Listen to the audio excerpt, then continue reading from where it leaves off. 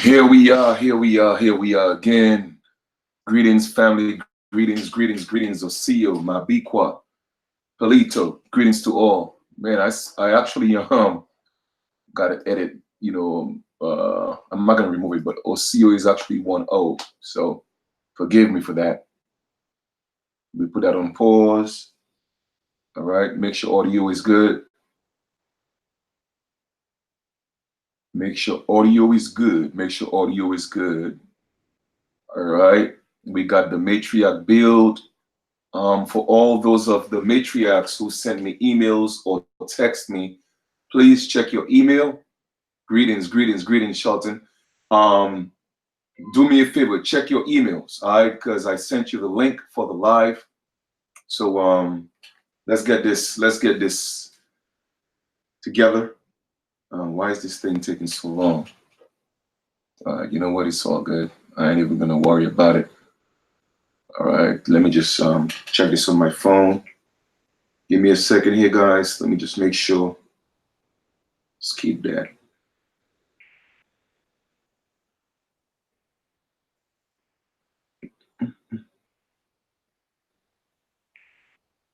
So I'm gonna give some of the matriarchs a chance to check their emails. All right. Let me see if I could hear myself on this. Yep, I could hear myself. Good. All right, so great. So we good. All right, we about to get this thing popping. I guess when the matriarchs are ready, they'll join the build. All right, and anyway, we're gonna shalom, family. With that being said, we're gonna says shalom, my brother King. Glad to see you again. Though something happened to you, we can't trust our enemies. Nah, everything is good. Everything is good with me, fam. They can't touch me, man. Like I tell people, the flesh, the flesh is the flesh is perishable. You know what I mean? At the end of the day, all flesh got to go back to Mother Earth, and then it just recycles again. That DNA that's in the flesh, it goes into the trees, it goes into the water. You know what I mean? So man, we live on forever, fam. So they can't touch me, man. They can't touch me. Anyone who brings harm towards me, you know what I'm saying? Them and all their generations is gonna wiped off from the face of the earth, and even in the spiritual realm. So trust me, they know who they're messing with. So I ain't even worried about it. Greetings, dry bones rising. All right, so we're gonna start that off again. What I'm gonna make an attempt to do every time we do a build, I'm gonna do a rendition, okay, of the Lord's Prayer, the remix that I did. I felt in my spirit that it was imperative to do it, and I explained my reason why in that video. So I'm gonna give honor and praise to the Great Spirit, the Most High, and then to our ancestors as well. All right. Greetings, spiritual elevation. So we're gonna start this off. Our spiritual parents who art in heaven, honored be thy names, so as above, so is below. Give us this day our daily nutrients. Hold us responsible for our bad intentions towards those who have done us no wrong. We do not forgive those who have bad intentions against us. We ask that the universe deal with them and all their generations to come, and lead us not into carnal or harmful temptations, and deliver us from the hands of your enemies, the evil ones, the wrongdoers, and the colonizers. For thine is your empire on earth and in heaven. The power and the glory is yours forever and ever. Amen Ra. Long live the light of the world. Now, for those of you who didn't see, the video about me doing the remix of the so-called Lord's Prayer, I'm gonna break it down for y'all real quick. Okay, the reason why I did it is because it doesn't sit well with my spirit that we're only paying homage to a so-called male deity, a sky daddy, when the truth of the matter is we got a mother and a father, And I just don't like the fact that the mother, the matriarch, is taken out of the equation. So I felt it necessary, okay, or important to involve our spiritual parents, because there are many celestial parents. Because as you could see, we have a mother and a father. They have parents. They have parents. So we have a grandmother. We got a grandfather. So all these people collectively are our parents. So therefore, why aren't we paying homage to all our parents? So I just felt it necessary to include our parents. So that's why I did that. Okay, our spiritual parents who art in heaven. Now, when I speak of heaven, it doesn't necessarily mean, okay, you look up in the sky looking for somebody to come. It's a mental thing. All right, it's a spiritual, mental realm. Okay, so they exist in the ethers and the cosmos. All right. Honored be thy names. Instead of saying hallowed be thy name, hallowed just sound too much like it's hallowed to me. So I would rather honor their names. Why? Because it said that honor your mother and father so that your days will be longer. All right. And they say, let your will be done on earth as it is in heaven. Well, so as above, so is below. Now they say, give us this day our daily bread, but yet still it says that man shall not live by bread alone. So therefore, I'm saying, give us this day our daily nutrients. Even if we don't get bread, we need nutrients, right? And when I look at the current prayer, Lord's Prayer that they have, it seems like anybody could do what they want. And all they have to do is ask for forgiveness and everything seems to be okay. That doesn't sit well with my spirit. You feel me? We should be held accountable for our actions. And those who do us wrong, we should also hold them accountable for that as well. My sister Aaliyah, I sent you the email. Okay, I sent everybody the email who's supposed to be joined. So who's supposed to join the link. So you have that in your email. All right. So whenever you're ready, you could always come on. I send that to you just so you know. Okay. So I put intentions, I put hold us responsible for our bad intentions towards those who have done us wrong. In other words, we have to be held accountable. All right. We have to be held accountable for our own actions. At the same time, it says we're going to forgive those who trespass against us. But here's the thing. You see, that goes against natural law. That goes against the laws of the universe. Because whenever you put anything out there in the universe, it's going to come back, cause and effect. To every action, there's an equal and opposite reaction. So therefore, when we keep forgiving the people who have done us wrong intentionally, okay, I send it to the email that you sent me. All right, it came up in Google. So that's the email that I sent it to.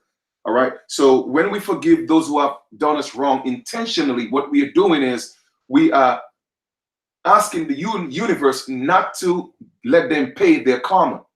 You see, everyone who do wrong deeds intentionally, because what you're going to do is you sit around and you premeditate evil.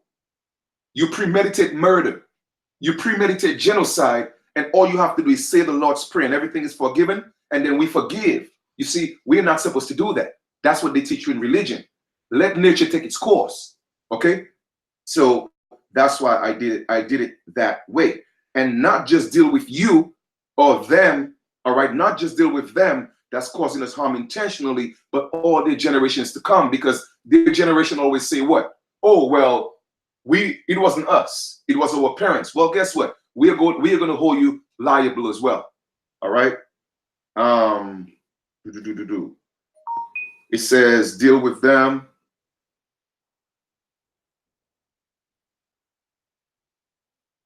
It says they and the generations to come, and that okay.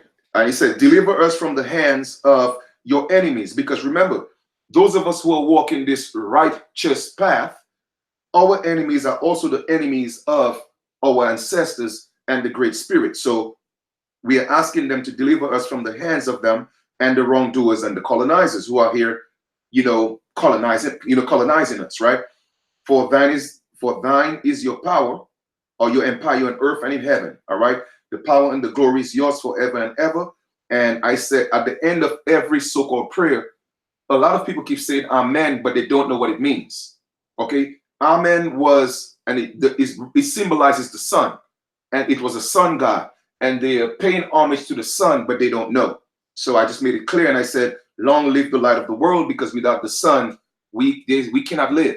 All right, so that's just how it is. Okay, so I just wanted to get that out of the way. Now, for all those who were supposed to be on this build, I sent everybody the email. Let me just reiterate that I sent an email to my sister Leah. I sent an email to Chief Warrior. Okay, I sent those emails out. I sent an email to Lovely. I sent an email to Miss Mohawk. Let me see if I could get tell you real quick what email that I sent it to. I sent it to give me a second, Antoinette Griffin 09 @gmail. And actually, when I put it in, it came up. So apparently, the information came up. All right. Let me see. Give me a second here again. I already sent it. Let me just look at one thing again.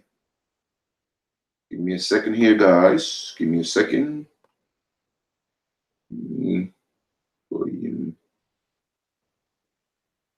Okay. All right. Let me just. What I'm gonna do is I may have to do.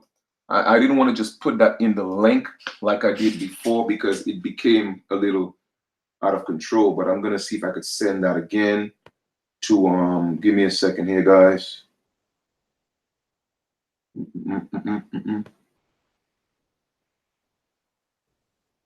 All right, give me a second here. Work with me here for a second, all right? Please, please, please. Oh, wow. Okay. Okay, let me see that. Click on that. All righty. All right. And oh. Bear with me here for a second.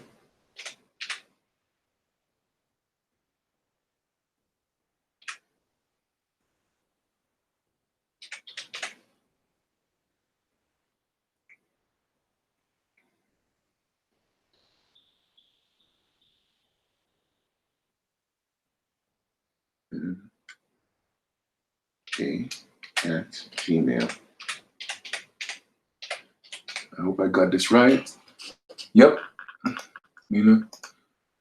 All right, so invitation posted. I sent it to everybody again. All right, Chief Warrior, I sent it to you again. So you guys got it, okay?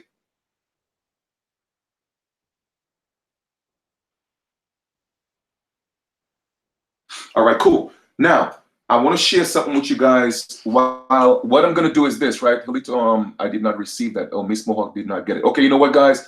What I'm gonna do is this. I'm gonna get the link and I'm gonna put it in the chat. And those of you who are supposed to come on, you will be able to come on. All right. Before I do, let me just share this real quick.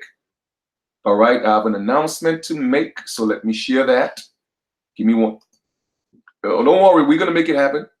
All right. We're gonna make it happen. Where is this email at? That's not what I'm looking for.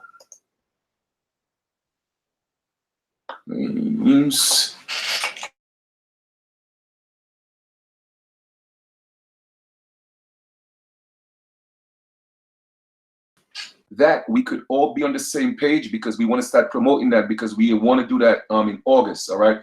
We are doing a powwow in Alabama. Okay.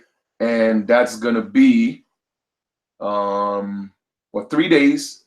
All right, 3-day event from August 10th to the 12th. And I just want to give a quick do a quick promo on that. All right, where we at? I just want to give a quick promo on that. Let me just share this real quick, guys. Give me a second. All right, here we are. Okay. All right, this is the information for the powwow. Okay, let me just come down here and show you guys. Let me know if you guys are seeing this. Let me go to my YouTube real quick. All right, so we are doing our first powwow in Alabama. All right, shout out to to my brother, the chief out there. You know what I'm saying? Too Smooth. is so we have the Creek Nation Presents, all right, August 10th to August 12th, for 3 days of events. The first annual Indigenous Powwow, okay, powered by Chief Way Too Smooth and Chief Kalinago. Location is the Encanchata, Alabama, and vendors are welcome. All right, so this is just a quick promo just to put the information out there. So guys, hit me up, okay, in my inbox. You could hit up brother T Wolf. He's gonna T not T Wolf, T God. He's one of the moderators. He's gonna also put his email. So anybody who's interested in going to the powwow in Alabama, whether it may be as a vendor or as a just coming to have fun and build with the family, send us some information, okay? We are definitely doing our first. I don't care if it's 10 of us that come together, but let's start it off. That's what we need to do all over the country. Now, let me come back to this right here. All right, so this is what we're doing, okay? What we're going to be doing is this.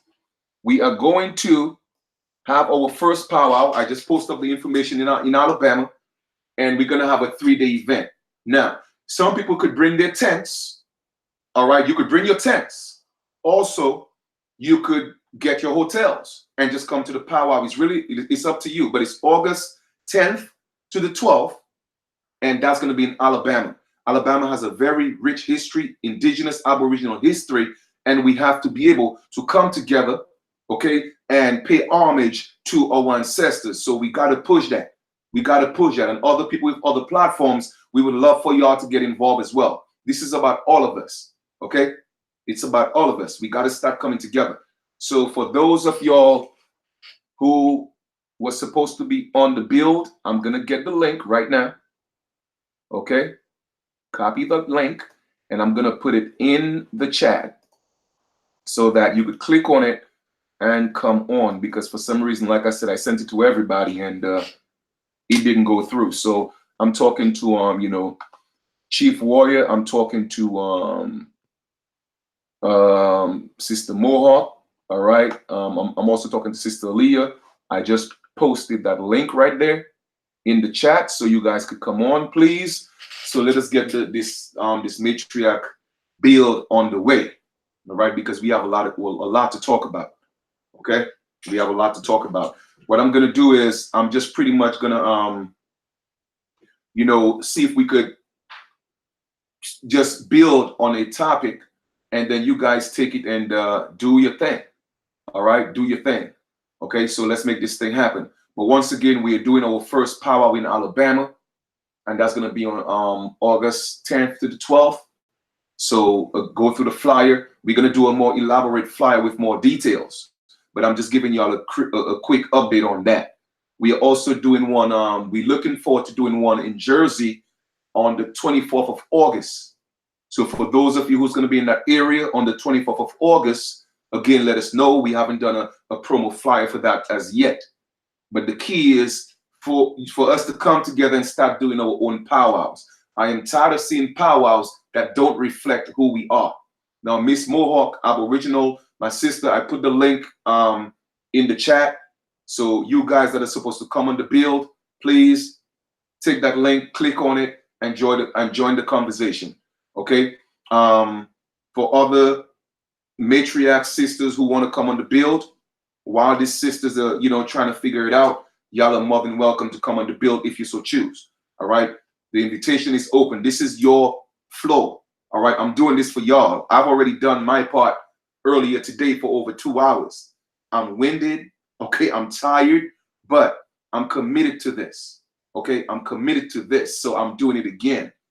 But I definitely want to give you the platform to do what you have to do. So please log on, come on, because I want to talk about some important things, and I don't want it to just be from the perspective of me.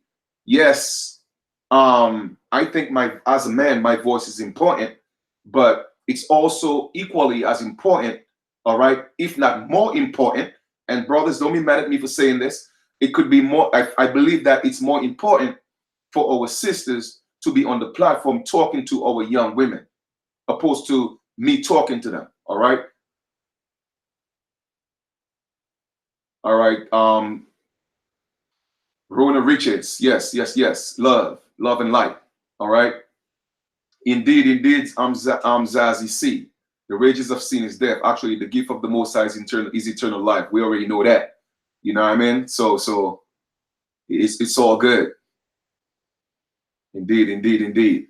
All right. So once again, I'm waiting on my guest. I'm waiting on my sisters. Where you guys are at? I just put the link in. I'm gonna put the link again. I mean, don't get shy on me now. Like I told y'all asked for this, and I'm giving it to y'all. All right. I'm giving it to you guys.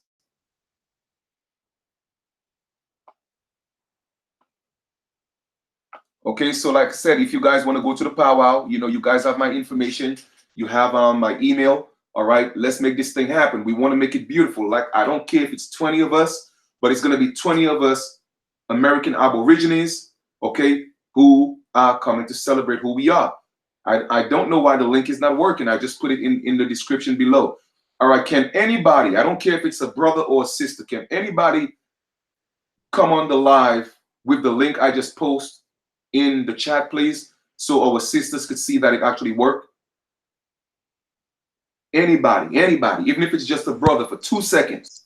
Okay, there we go. Thank you. Somebody figured it out. What's going on? Are you feeling? Yeah, that's me. Yes.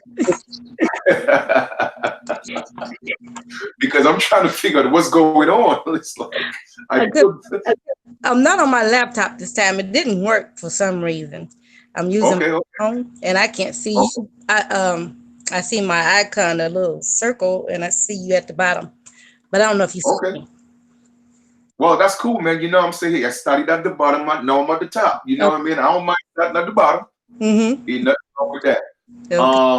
Latrice, again, that link is below. So any one of the matriarchs that want to come on, you are more than welcome. All right, let's build. So how is your day going so far, sis? Pretty good. Not bad. Okay, that's good. I gotta say, you look absolutely beautiful as usual. Oh, you can see me? Of course I can see you. Okay. I got the eagle eye. I could see anything. All right. Hey, that's good. Yeah, so how's your day going? I enjoyed the field also earlier. Thank you very much appreciated, because like I said, man, it's our time, and that's what we have to do. We have okay, there we go. We have Sister Lovely. Welcome. Peace and love, family. How y'all doing? Peace and love. We're doing great, man. You look beautiful as well. Where your feathers at? I know you got the 2 ponytails. That's good enough. But where your feathers at? Yeah, I have a lot of my stuff in storage right now, so I'm in the process of moving. So I did my best. Hey, you look great. You look great. You know what I'm saying? You got the ponytails. You know what I mean? Remind me of the hairstyle my grandma used to have. So that's all right. For those of you who don't know, this is our sister. Lovely. She does music, and she has a channel. So before we even get off the build, you know what I mean, we'll give her a chance to tell you guys how you could get in touch with her and check out her information. All right. While the other sisters figure that out, because guess what? They're able to come on. So please, can somebody help Chief Warrior on how to do it? I think what you guys did. Could you tell her what y'all did so she could try it? Well, I got the link from when you sent it earlier. I clicked on it, but it blinked out. I didn't know what happened. So I went back into my what is in the memory, and it was still there. And so I just clicked on it and followed the prompts. Oh, okay. And okay. So you guys got it. Here you go. Hi. All right. I'm sorry. How you doing? Figure it out. I'm good. Yeah. You look beautiful, my sister. You look beautiful. Thank you. Hi. All right. So, can you see? Yes, I can see you. I can see you. All right, my we can't see each other. That's what it is. Yeah. I guess Chief Warrior will have to figure this out, but any other sister who would like to come on, the link is below. So first, okay, there we go. Miss Mohawk is on. All right. Halito, how you feeling?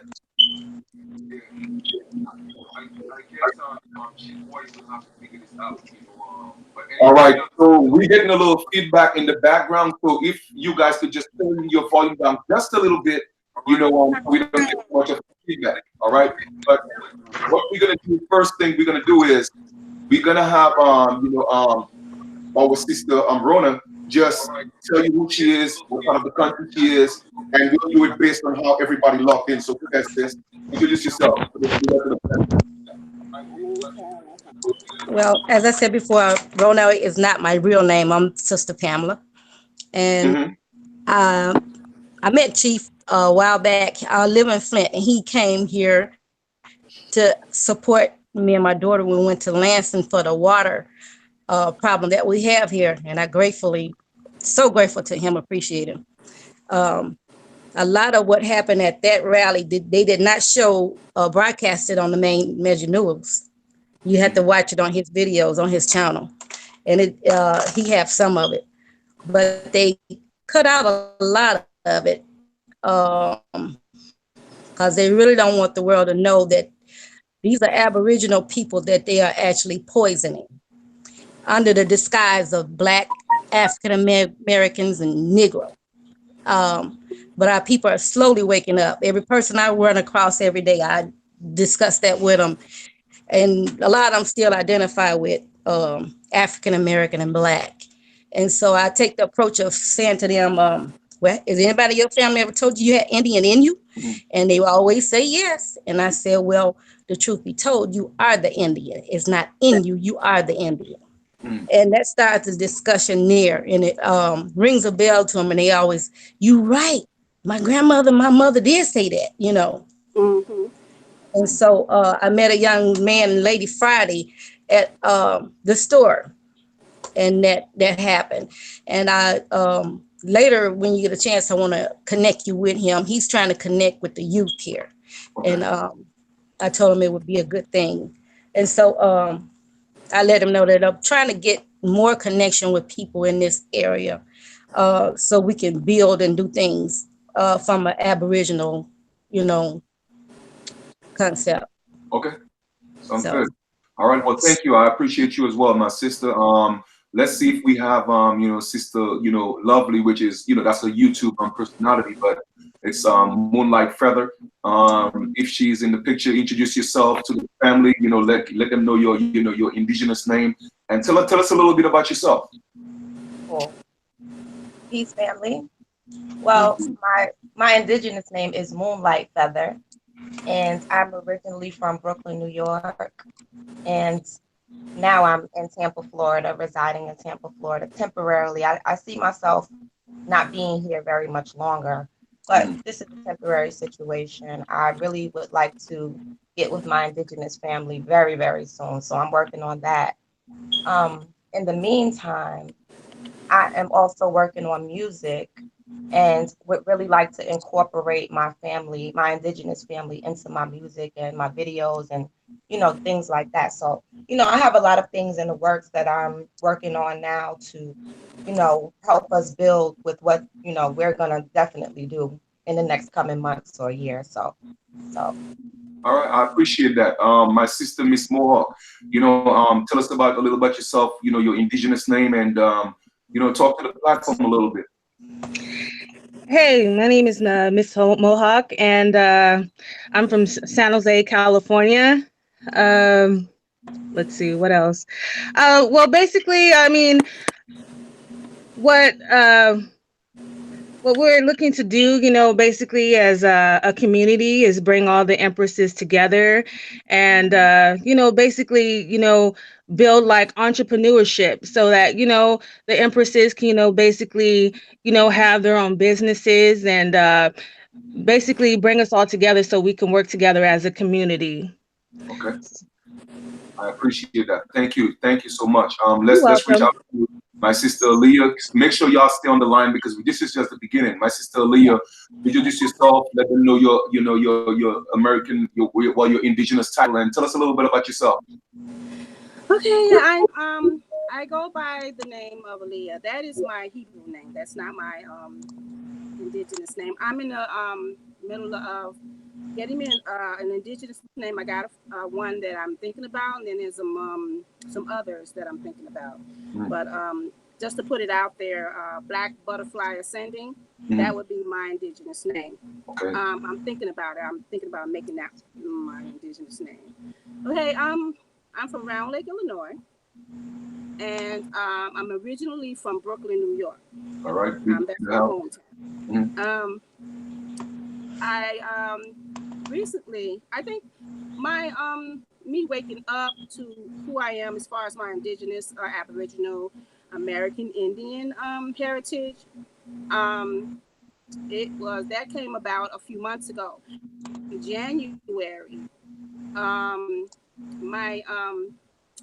I did a research on ancestry.com, and I was trying to find my father, my paternal side, my father, and I did find, I found his family. Unfortunately, he passed away in '98. But I found that I had sisters and I had a brother on my father's side. So, and getting to know more and more of them.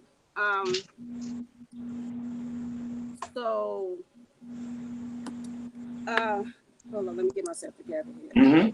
Because this is really overwhelming.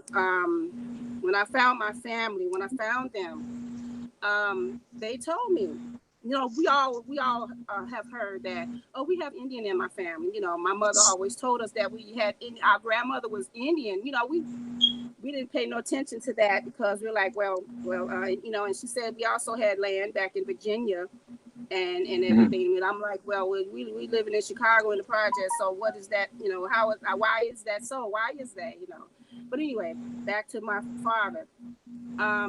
When I talk to my elder uncles, I have one that's my father's brothers, 91 and 93 years old.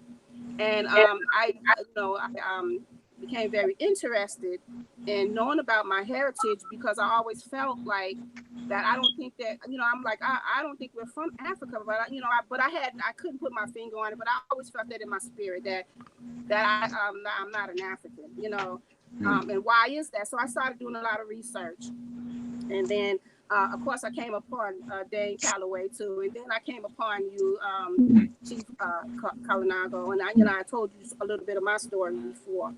When before you did that, call the Cherokee Nation people. I called them before and they gave me a hard time or whatever. But anyway, I was trying to, since I found out about myself, I wanted to put down some roots and whatnot and find out, how I can join and all that other stuff. And, they gave me the hard time just like they did everybody else that called them. So now I'm searching the not only the Dawes Rose, but the other Rose as well. But anyway, my uncles told me that my grandfather, okay, I don't know if you can see me. Can you hear me still? Yeah, I could hear you. Yeah, I could hear you. Yeah. All right. So it seems like the sister, our sister seemed to be on pause. So in the meantime, what I'm gonna do is, do we have the other sisters? Can y'all hear me properly? Yes, I can hear you. Okay, Yes, we can hear you, Chief. Okay, beautiful. So for other sisters who are actually trying to get on, do me a favor. And like I said, the link is in the chat below. Sister Cherokee, Aulet, Indigenous, Aboriginal. I know you're trying to get on. If you could get on, try to make it happen. All right. With that being said, I want to get into a build. Right now, let me ask y'all a question. Right. Some of you may be mothers, and some of you may not be mothers. Right.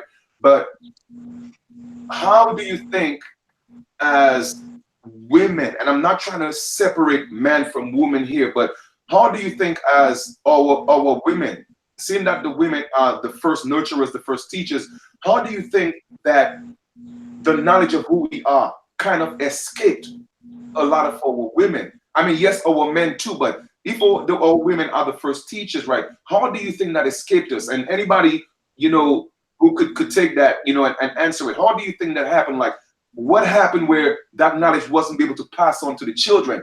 Can anybody shed any light on that? yeah, I would say I've been coming to notice that even with men, women and men mostly, it's specific people that get it, that just get it. Like certain people, for some reason, man, female, male, they just don't want to, and they just don't get it. Like they want to be brainwashed. They want to follow, basically. No leaders. Everybody wants to follow like sheep. So, Mhm. no, I'm not going to say everybody. No, definitely not us on this panel. But the majority of us seems as though we don't want to take the lead role. We just want to follow. Seems to be the issue, as far as I can see. Okay, I mean that's cool. And I'm gonna let somebody else take a shot at it. But the more specific question is, as the first teachers, how do you think we allow the knowledge of who we are to sleep our children? That's more so the question that I'm asking. Go ahead, anybody. Okay, let me join in. Let Yeah. me chime in a little bit here. Okay. From what I was told, from my and doing research too, what I was told by my uncles is that they would back then, because I did some research and I went deep into the records all the way back to the 70s, reclassified as Negro, as Black, as colored. They reclassified us because, as I learned, it's because of the land, and they want to keep the land, and this land is ours, but of course they want to keep it. So they let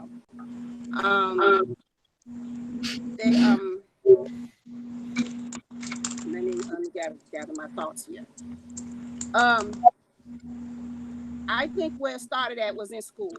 I think that they teach a child in the way that she go. When they're old, they will not depart from it. They start us off when we're really little, telling us their history in these books.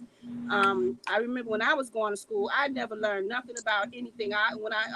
They taught us about the Indians and whatnot. They were always pale skinned and such, and we were always from Africa. We were from Okay. Africa. All right. Africa. That's we came here as slaves, and that's how we got over here. And our history starts back at 1492 or 1619. Okay. They started us off in the educational system. Started us to brainwash us there. They used the churches to do the same. I think that's how that started. But as far as our disconnect from our elders, us being disconnected from our elders, they're the ones they're like walking history books. So those of us who have our elders still with us, they have all this history and they know that, Right, exactly. So it's more of an educational thing. So I get that, and I appreciate that perspective. Let me go to if you don't mind, sis. Let me go to Miss Mohawk, and if you don't mind shining a little light on that. Well, growing up as I was young, it's always been installed, into me and my sisters and my brothers that we were, basically Cherokee and Mohawk Indian. Our grandmother, I mean, she's always, installed us and let us know who we were. I mean, so I mean, I think that it all goes back to, basically our grandparents. Some of our grandparents might have not passed it along, or they might have kept it hidden because, there has been like so many laws and everything that's been put upon our people because they couldn't even, claim that they were Indian or else they'll be lynched and hung. So there's been like so much trauma that's been, pushed upon our people. Okay. So, like I say, there's many different levels to it, so I can't, say that, some of us, basically of our ancestors didn't pass it along or our parents didn't pass it along. It's just that, some of them were like afraid to actually pass it along to the children. So it basically, I see it as, it all depends on like the family. Family, right. With that being said, let us welcome, Chief Warrior on the lines. Sis, before we continue, could you introduce yourself? Tell us for a couple of seconds, or maybe 60 seconds, or a minute or a minute and a half or so. Who are you, and whereabouts of the country you at? Introduce yourself, sis.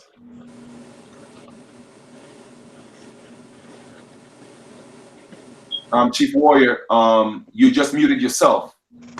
You're gonna have to unmute your mic. There you go. Go ahead.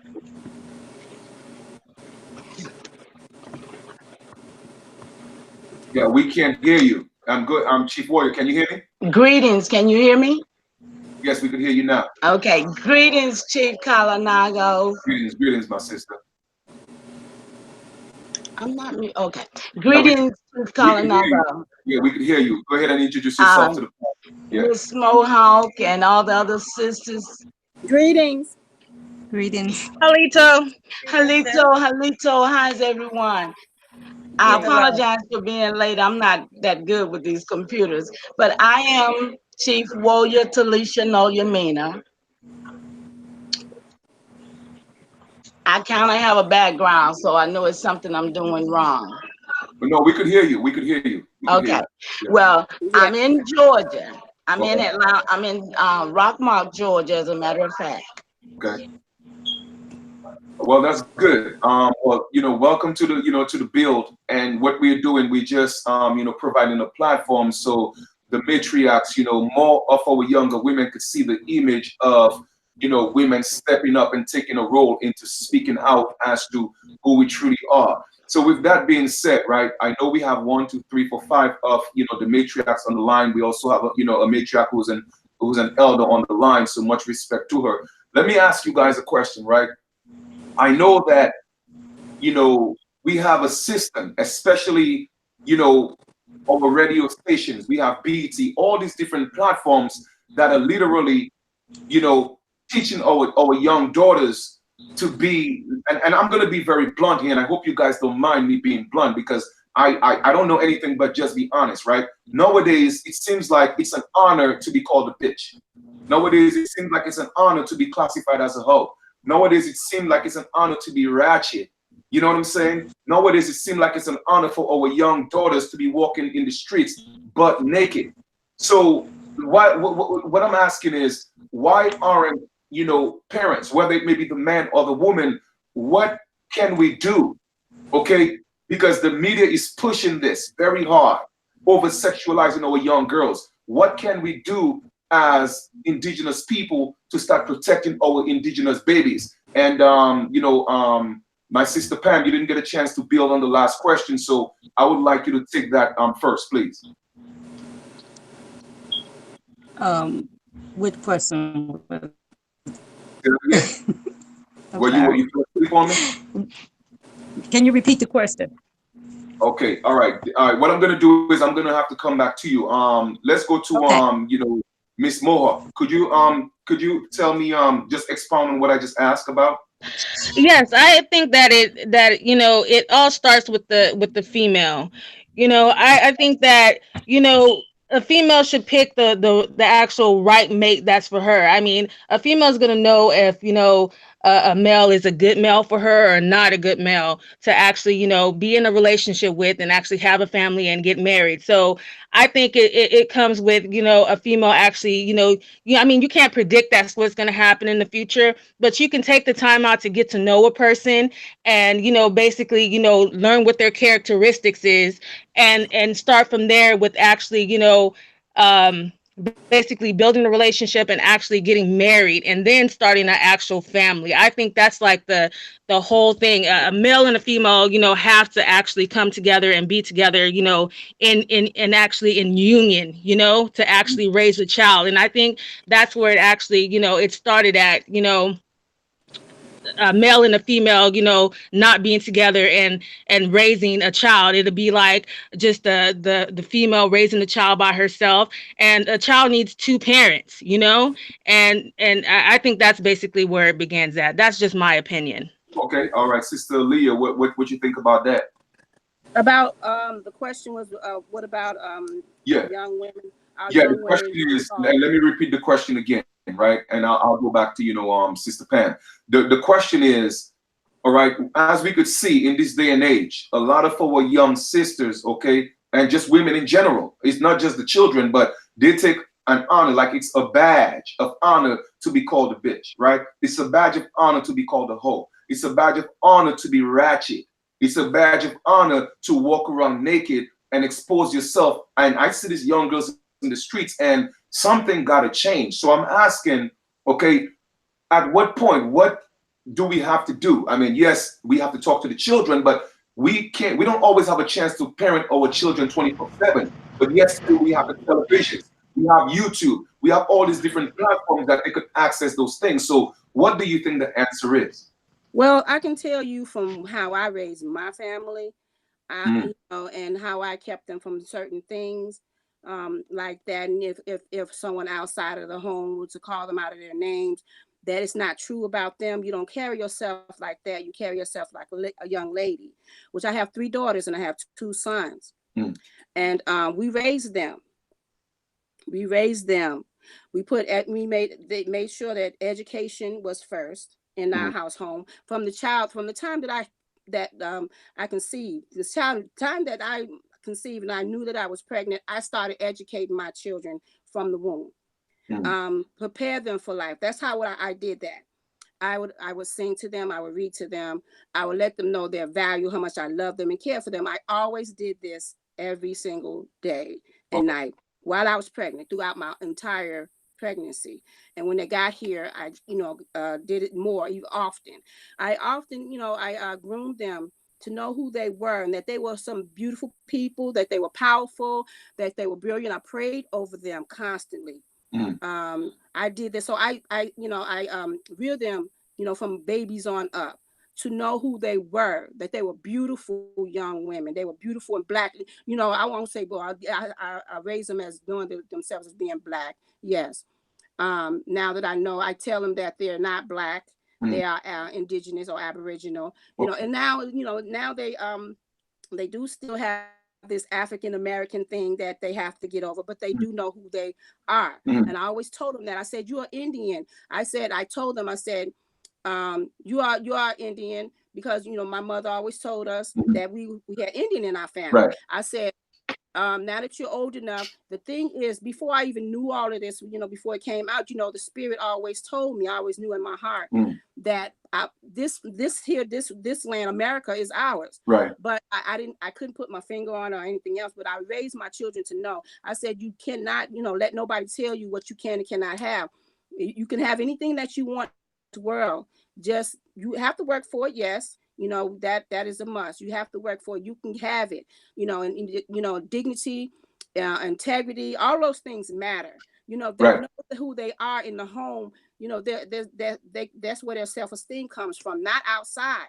You raise the streets, the streets raise your children. That's what's gonna happen. That's You're absolutely right. You're right. In the home.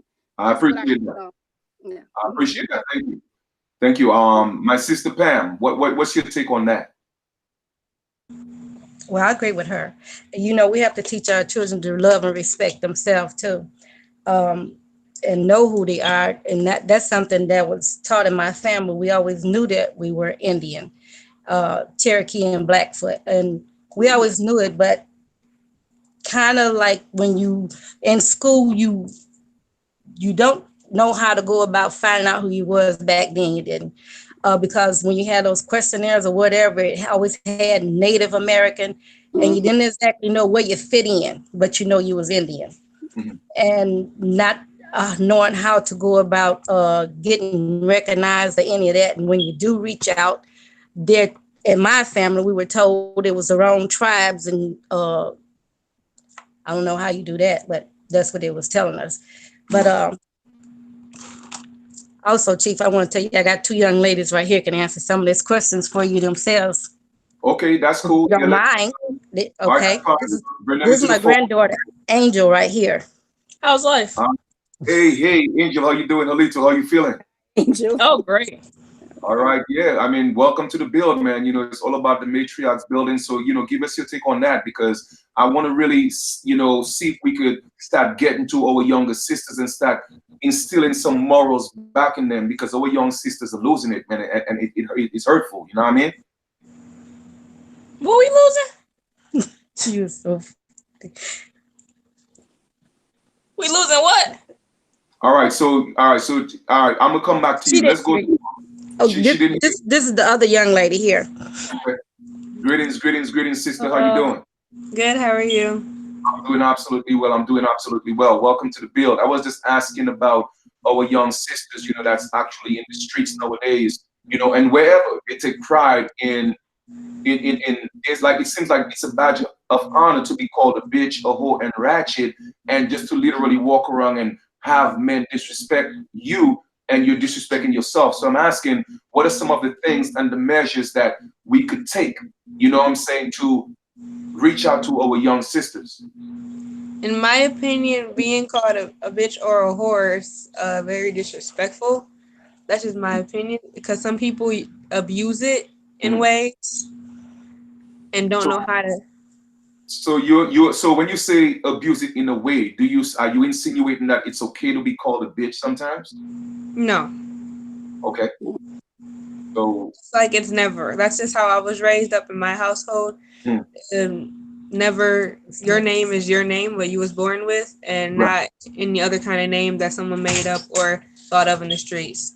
Okay. Well, I appreciate that. Thank you for that. Thank you, guys. Let's go to Chief Warrior. What's your take on that, Elder? In terms of the direction that a lot of our young people are moving in right now.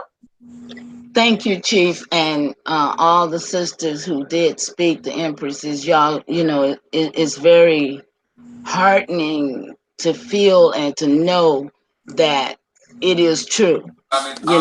Our young people, especially our women's, and I kind of can understand the phrase of saving, that woman and carrying her,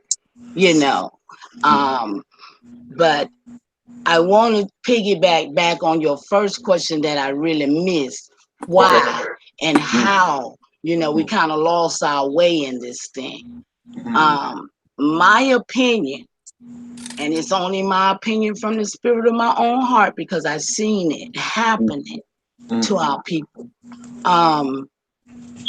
The women, we were trained and taught to down our children, to keep our boys settle down. We wouldn't let boys be boys and be men's and do the things that boys do as experiment, being wild, being a boy, being a man and growing into manhood. The same, and we feared their life because of what our life was. So I would say it was the woman who did a lot of the protection. We were trying to protect, at the same time we harmed ourselves, because our seeds end up going through the detriment that I see right now. And it's us. We have got, that's when I say matriarchs. I don't know whether anybody can feel what I'm saying, but when I say the matriarch, I'm talking about the heart of the caring one, the heart of the one that won't go out and have war. Yeah, we have those emotions, but we don't have the emotions as men when they will go out and kill as fast, but we'll pick it up and make it whole. That's the matriarch. I'm talking about the matriarch that will build it back with the brothers who protecting us to do what we gotta do. And I'm talking about from a motherly standpoint. I have one daughter, she's 46 years old. I have 3 grandchildren, they all grown. I have 5 great-grandchildren. And I do not want to see my great-grandchildren going through this.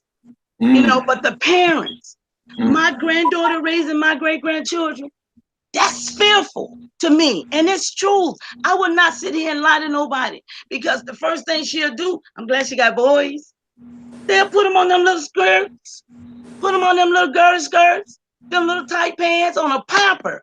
You've seen it on YouTube. Yeah. Little babies in pampers and they showing their little, some of they got figures. Just exploiting the baby.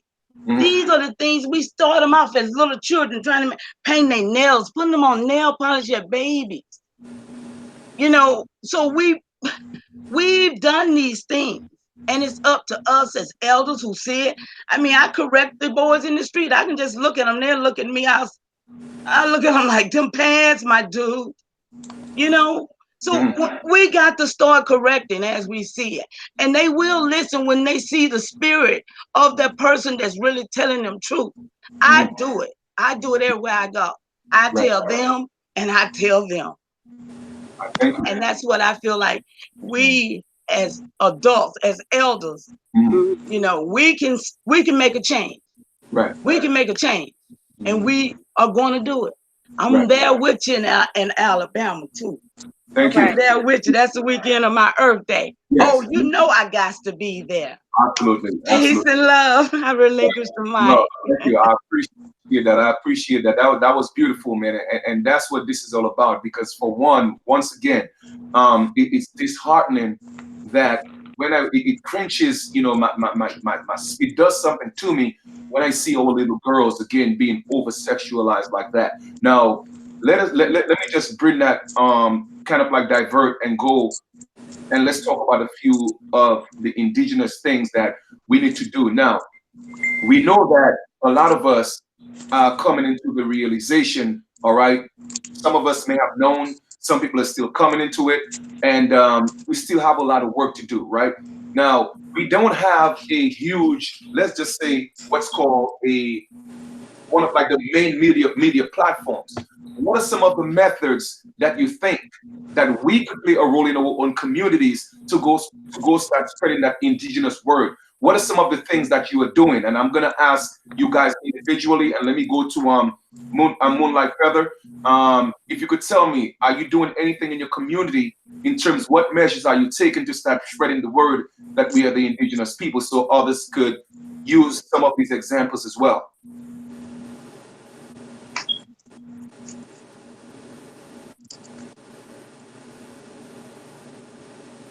All right, it seems Moonlight Feather is a little odd. She might be a little busy right now, so let's. Sorry about that, Chief. I just needed to charge my phone back up, so I'm sorry. I went offline for a few minutes, but I'm back. Can you hear me? Yeah, we could hear you. Okay, great.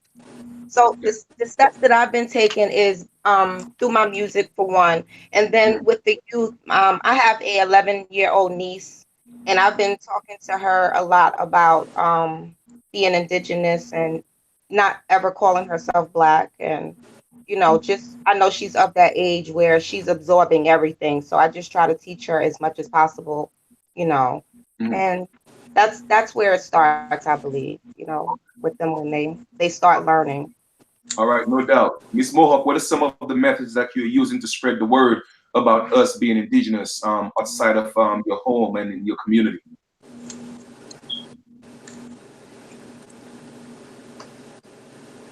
All right, our sister Mohawk, okay, she's muted. So let me go to my sister Leah. Are you doing anything in your community apart from your immediate family that you're doing to spread the word in terms of us being indigenous?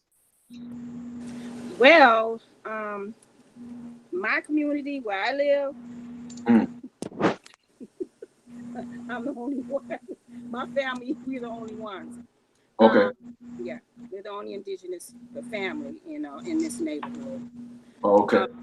But however, I use the social media as ways for me to get the information out there. Facebook, Instagram, YouTube, of course. Yeah, those mediums, that's what I use.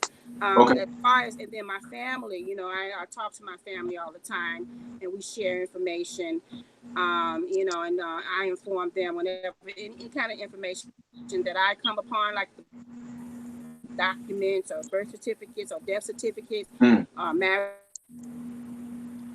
and let them know who they really are. We are Choctaw, we are Cherokee, and we are Blackfoot Indian as well. Okay. So I let them know through those channels, you know. Okay. And I talk to them, you know, with family first, and then and the other people, you know. But as far as around my community, no, I'm not connected with my community like that. Okay, I mean that's cool. I appreciate that. How about you, Sister Pam? What are some of the methods, you know, and approaches that you are taking in your community? Because I know Flint is very well influenced, you know, with people who look like us, and for the most part, a lot of them still think they're Black and African American. So, are you doing anything within your circle to put that word out there? And what are some of the steps that you're taking?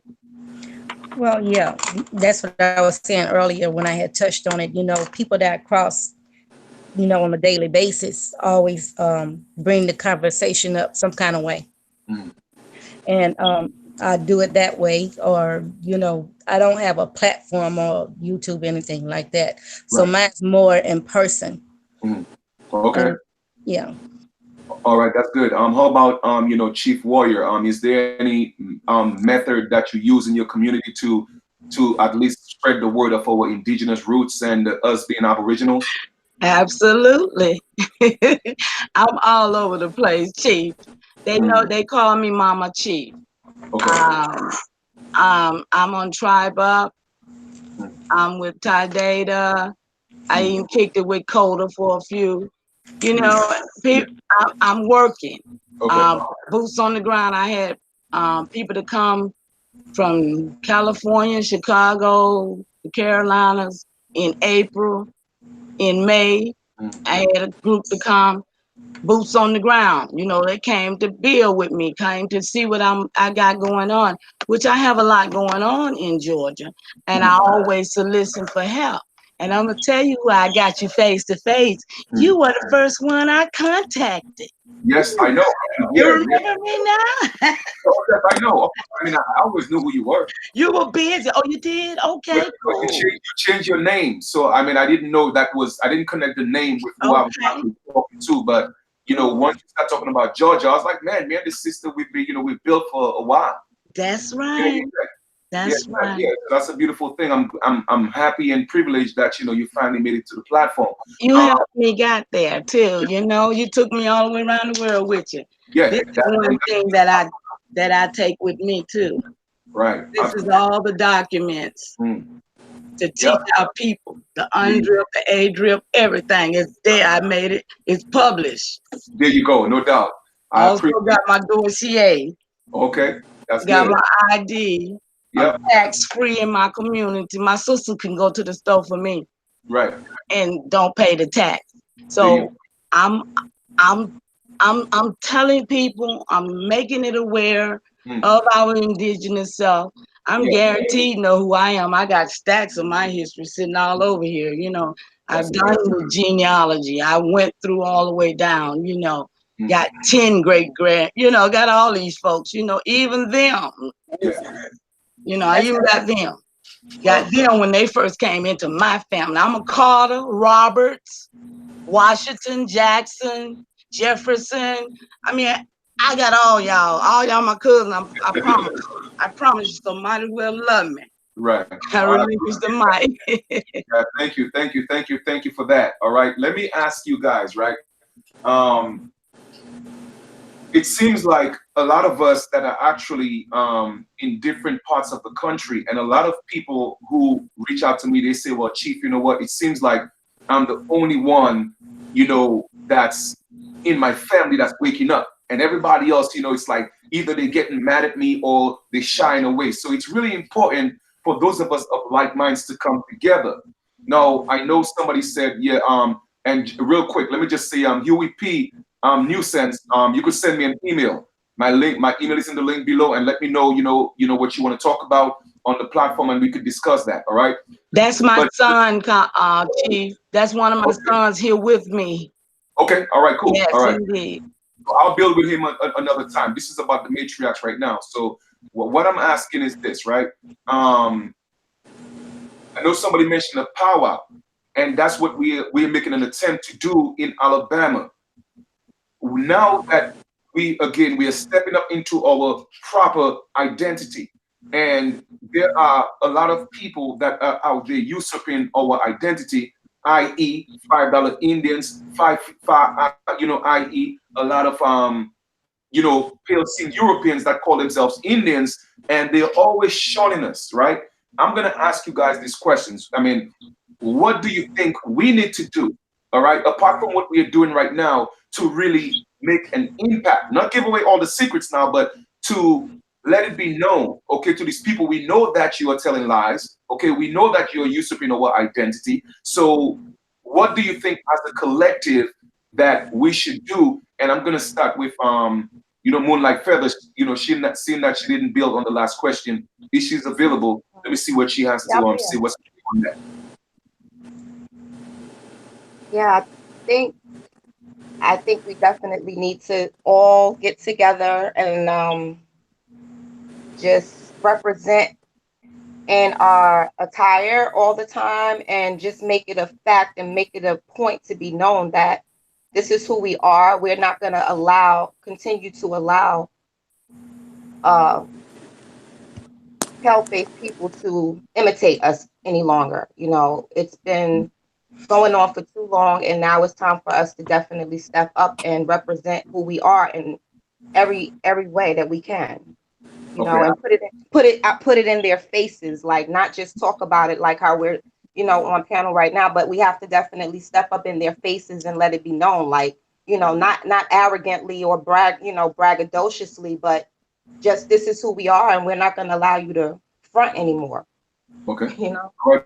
Beautiful. I appreciate that. How about you, your sister Pam? Well, I think it's a lot of ways, but one particular I got in mind is we can make flyers, informational flyers, and pass those out.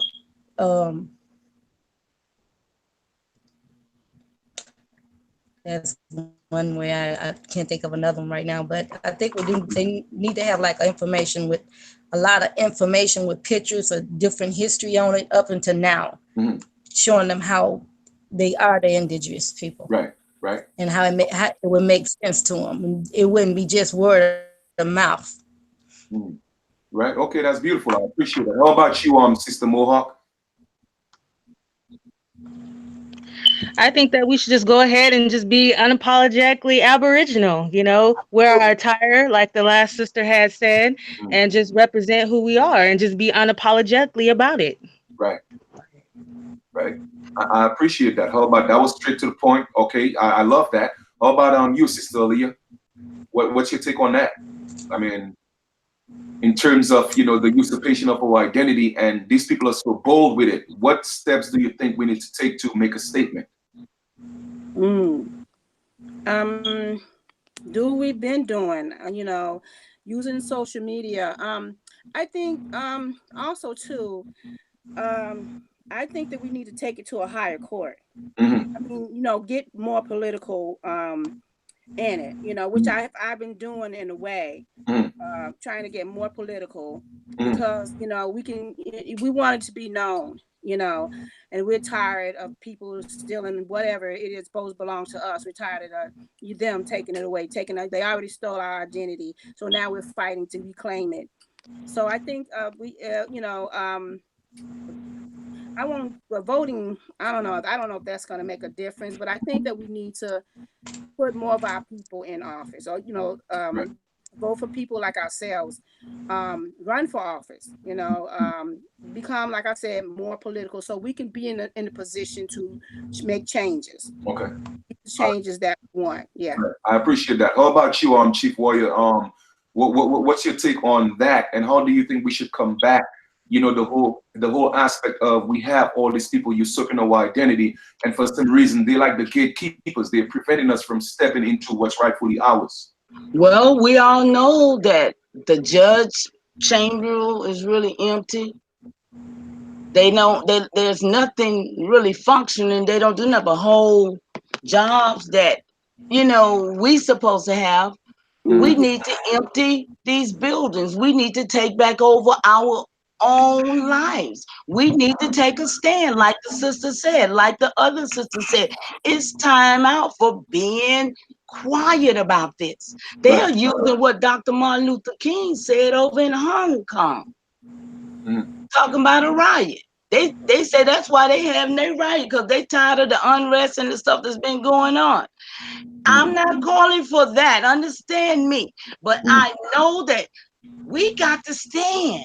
We got to start writing letters to them.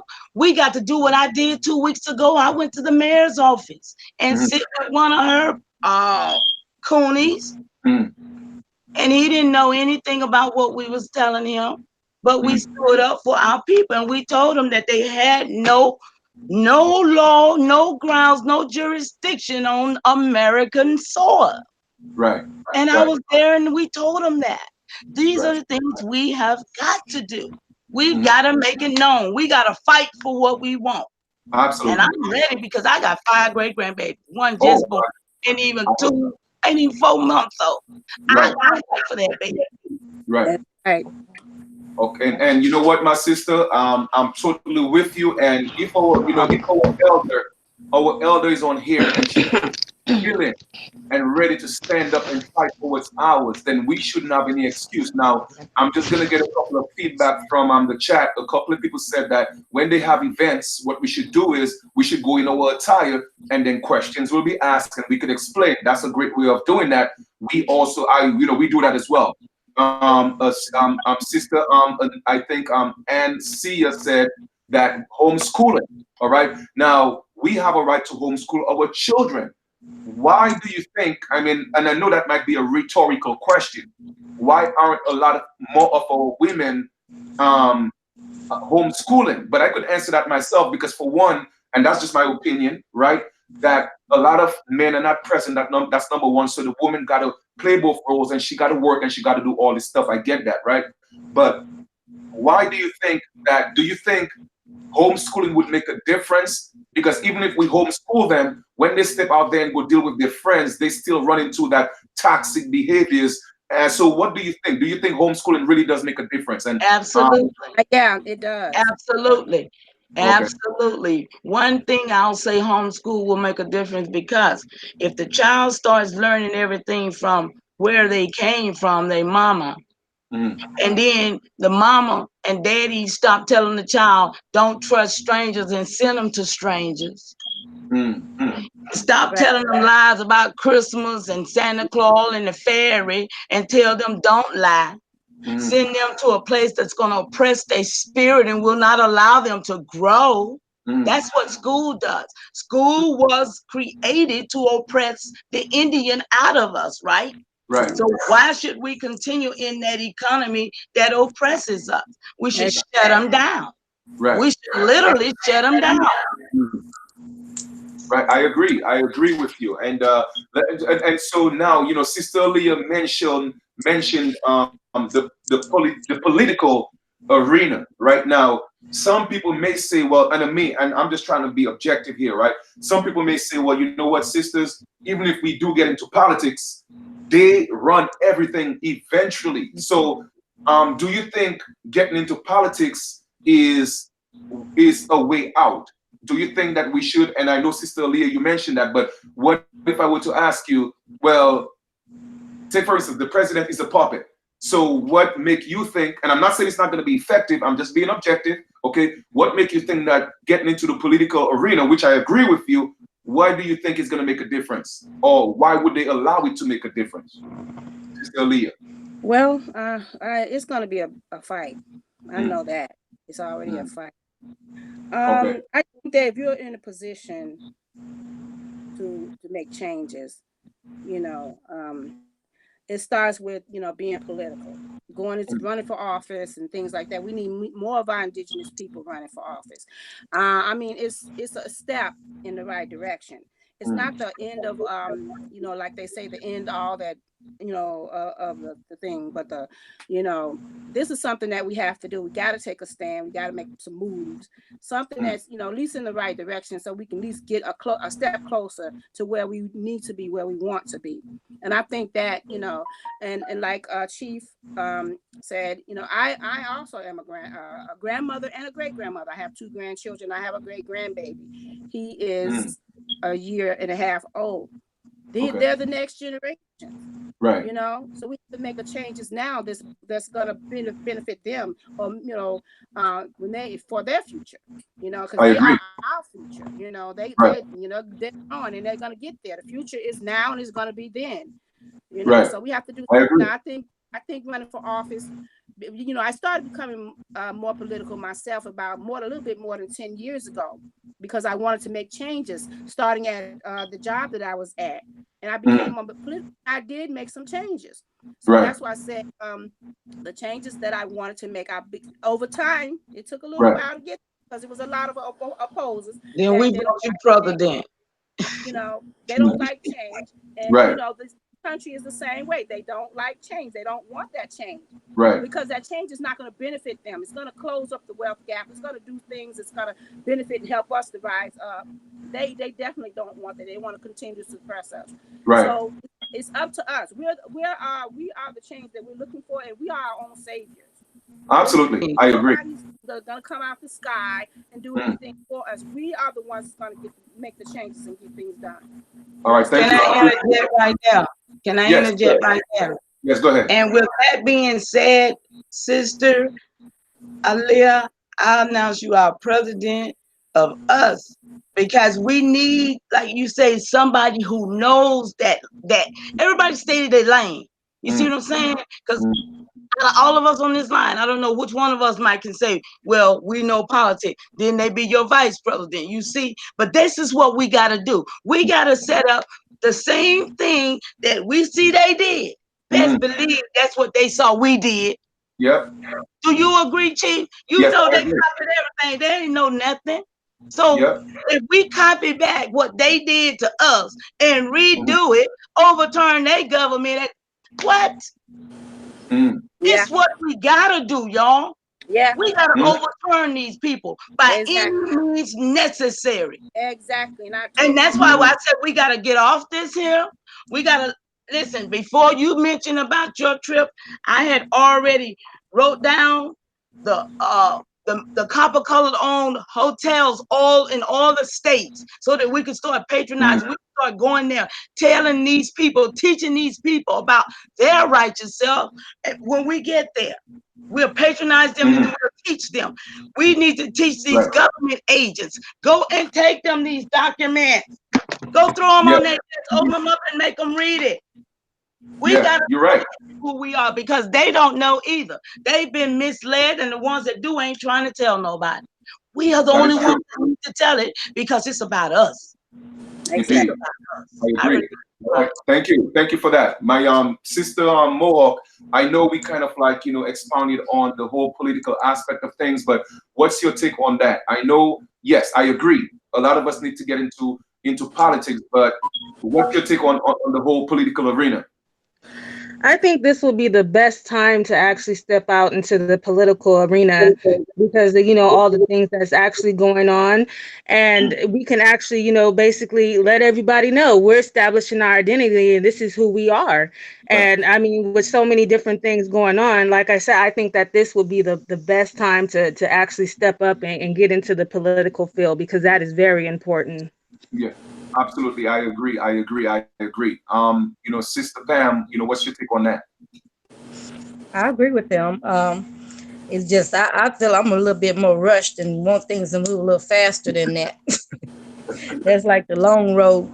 Right. I think we need something to make a big impact very soon. Right. For them to know who we are as a body of people. Like you said, going to Washington, and maybe not Washington, where we can meet in the middle, but in numbers. Well, I agree with you. And with that being said, I don't know how many people here remember when we were in school, they had to pledge, you know, allegiance to, you know, to the flag, right? And when they were pledging allegiance to the flag, you have to pledge allegiance to both the United States and the Republic. What people don't realize is that there is still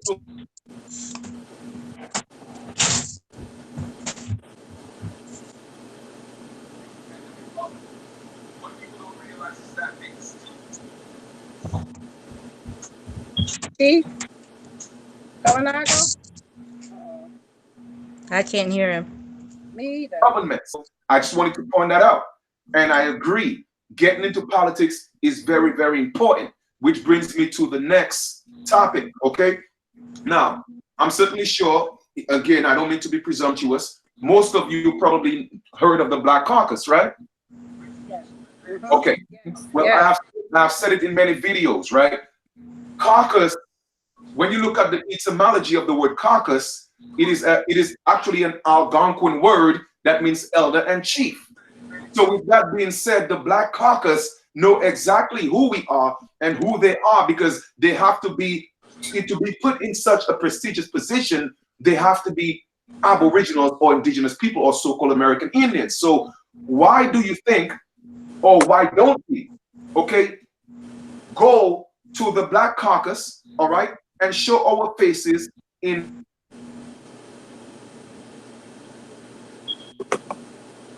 that Walter Plecker played a role in eugenics and changed our identity from Indian to colored because they know the truth. So why aren't we approaching the Black Caucus when the Black Caucus is supposed to be representing the so-called African American and the so-called Black people? Anybody could take a shot at that. Well, I think we need to challenge that Walter Plecker rule, whatever that is. We need to challenge that ourselves and get that demolished. Oh, most definitely. I mean, Yeah. I'm going and correct my death certificates of my ancestors. They Mm-hmm. got me messed up to think I'm gonna let them keep those lives. Right. So it's a lot of things we gotta do. And I do have to have some plans. I just need some sisters because we can't do it. Can't no one person do it. Right. That's We true. got to get together. We got a plan, and that's why I say I had sent and I had got these dates for the carnival because I was thinking, well, maybe it could be something we could do, get the whole family in on. But we need to get off these platforms. We Right. need to get face to face so that Mm. nobody, we need to make plans, and it ain't Okay. on here. Yeah, Yes. we And need. we are making plans. Okay. Yes, Definitely we are yes, making plans. All right. But yes. we as a people, all right, and this is one of the reasons why, again, I wanted to bring this platform and bring our sisters on because to me, there's nothing wrong in having brothers do videos just like me. And I'm certainly sure there are a lot of brothers doing a great job. But I just think when it comes to brothers, it is just so much egos and brothers.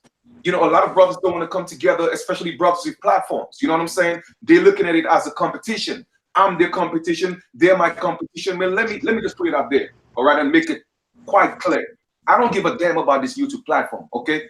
I'm just using that as a means, as a tool to connect my people and reach out to my people. I care less about their likes. I care less about what they do with their platform. My thing is, like the sister was saying, we need to find ways to come together because our ancestors did it without YouTube.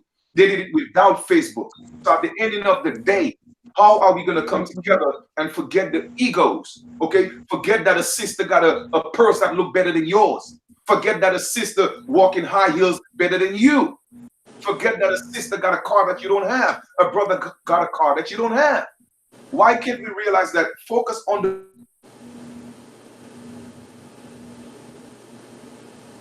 Chief, you're going in and big out. picture. Said we have our first powwow in Alabama. Okay, we have our first powwow in Alabama, and that's August 10th to the 12th. All right, send emails. All the emails are in the link below. All right, we're gonna come together. We're gonna make this big because that's what we need to do.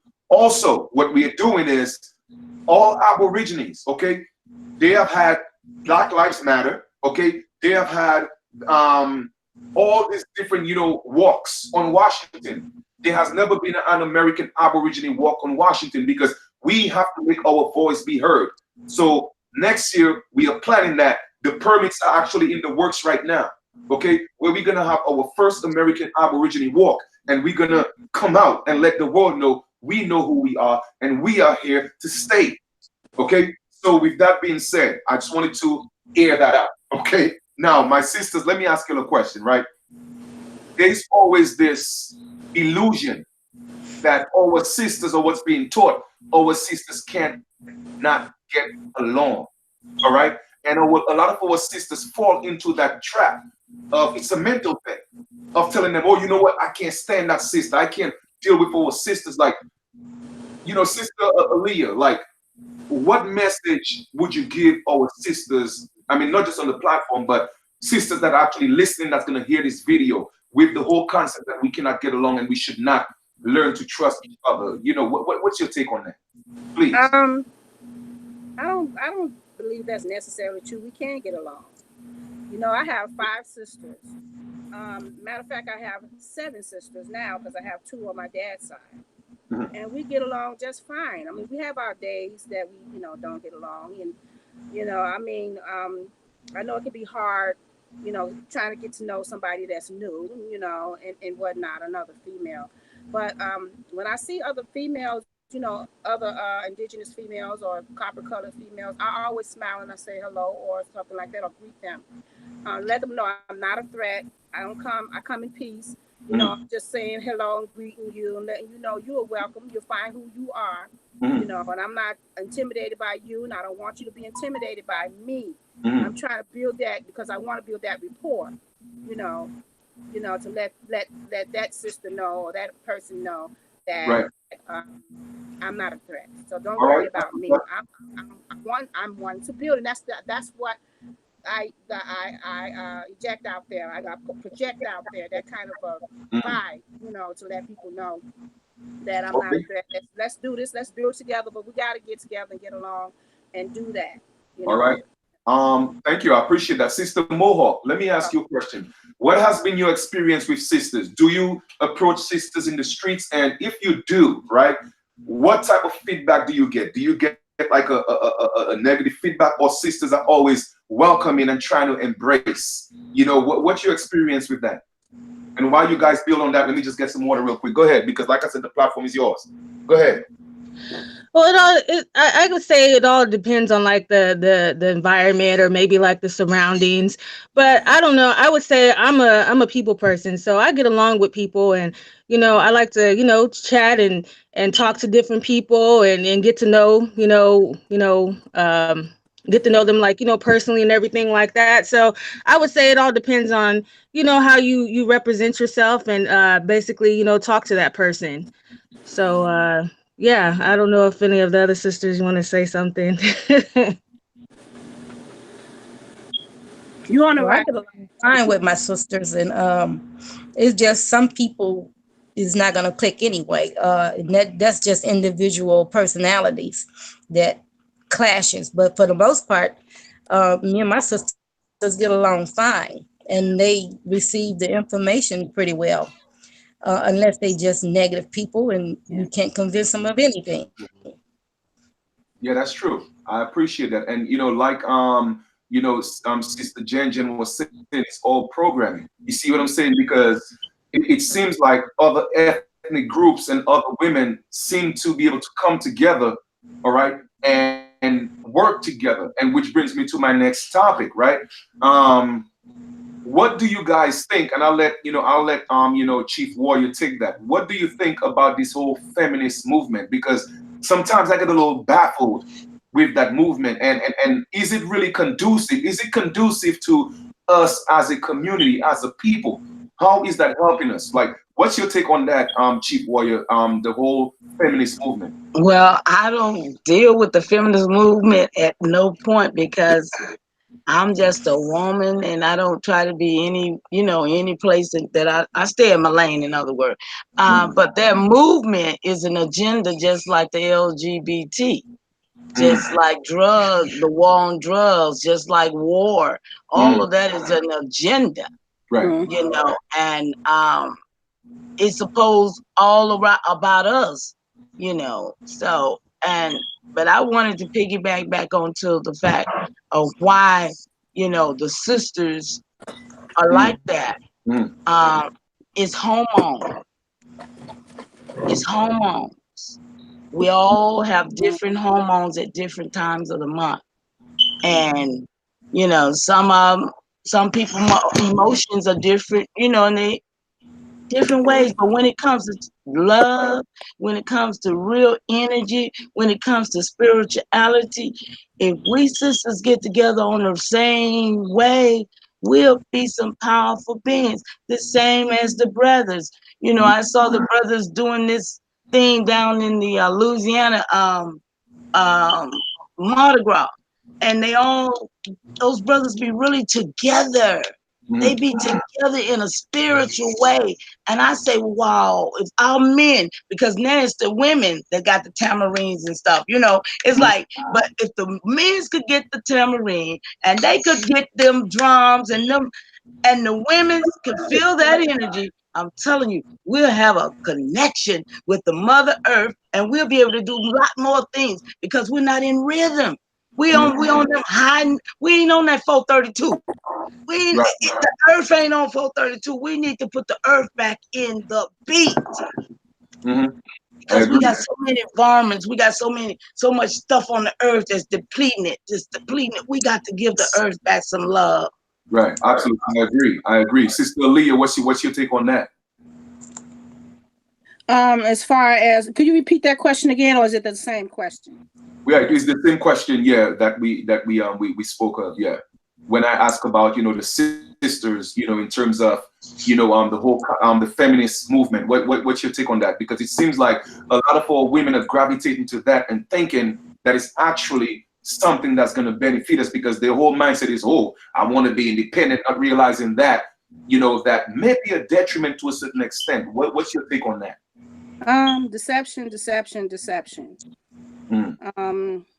I myself, I'm like the other, like Chief. I'm not down with that.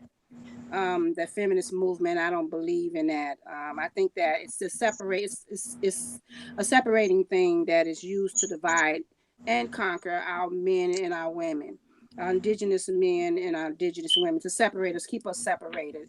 Mm. And if they can do that, they can continue to brainwash us, keep us suppressed, conquer us, and and keep us going at each other, divided. Right. So I'm not. No, I don't. I appreciate I don't that. believe in that. Yeah, Okay. thank you. How about you, Miss Mohawk? What's your take on this whole feminist movement?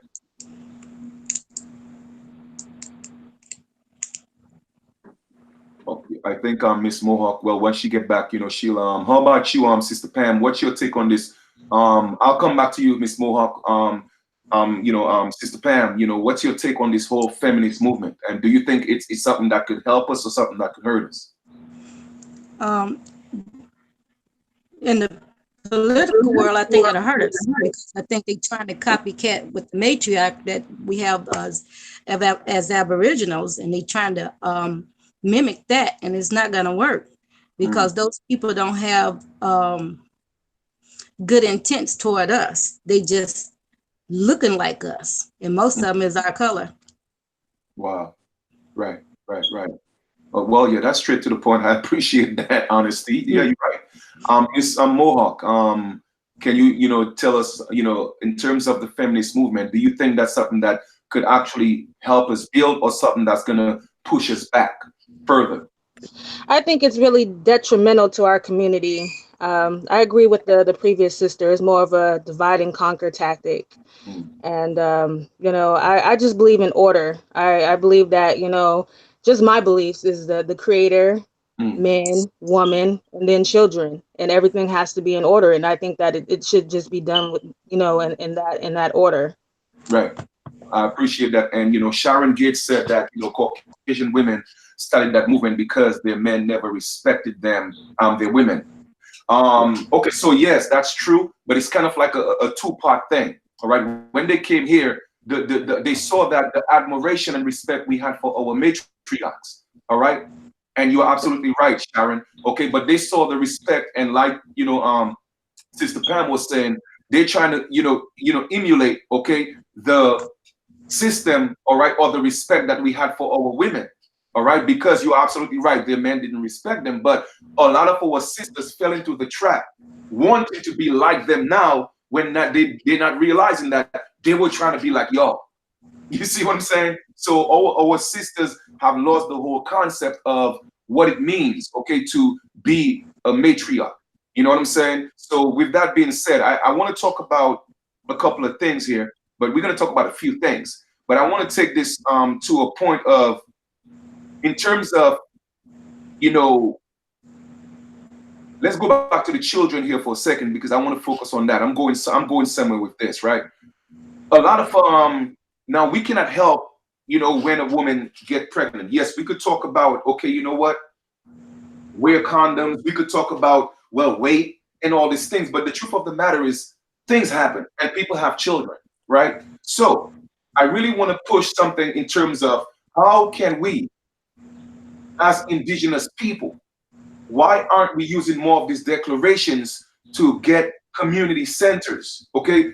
At least even just one in your neighborhood, where we could bring children that's not even ours, so that they could come to the community centers, so that they could learn something aside from what the school is teaching, all right?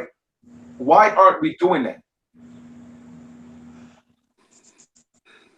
Maybe Anybody? it's probably because it's not enough of us coming forward.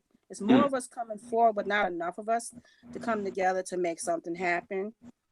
You know, that's what we do need. We need to step forward and get our own community centers together and things like that. Like they had the boys club back in the days, and the Boys and Girls Club and all those things like that in the inner cities. We need this everywhere, not only in the inner cities. We need these clubs, you know, for our children, up and coming generations and things like that. We use those community centers to, you know, to do what we have to do and bring the community together. Right. And fight, you know, for our rights. And Okay. you know, enforce those declarations and things like that. But we got to come together, and I Right. think it's a lot to do with fear. A lot of people don't want to come together because they might have a fear that what happened to us, our ancestors before, would happen again. The fear that maybe if we come forward and fight for it, then you know they're gonna fight us. You know, or Right. what they did to our ancestors. But we, you know, there's no time to fear. We can't fear. Right. I It appreciate been holding us back for the longest, anyways. Right. I appreciate that. Now let me ask you, Miss Mohawk. What I'm gonna do is I'm gonna ask various questions, and I'm gonna ask, each of you, not everyone, to to take a shot at it. But we, seeing that Sister Leah dealt with that situation, I'm gonna ask another question and get Miss Mohawk perspective on that. Miss Mohawk, all right. Everything is about energy, all right. The things we listen to, even the music, the words we listen to when people speak, even the people that we're around, is all about energy. Everything is always transmuting energy, right? How important do you think that our women, not just our women, but it's about the matriarchs this evening. How important do you think for our women to start learning how to eat more healthy and working out and taking care of themselves, personal hygiene? How important do you think that is, okay, to our women in this day and age in terms of working out and staying fit, mentally fit and spiritually in tune? I would say that's one of the most vital things in life, because the way you basically treat your body and the food and the nutrients and things that you put into your body is basically how long you're going to actually be proactive in this life. And I think that's very vital. And I mean, those are things that we have to have, and we actually have to learn. I mean, there's different herbs and vegetables and things that's natural that comes up out of the ground that that we have to have. We have to nourish our body, because if we don't nourish and take care of our body, then our body's not going to take care of us. So you don't want to be hit in mid-age and have your body breaking down on you because you haven't been treating it right. You got to treat your body right, and then your body will treat you right.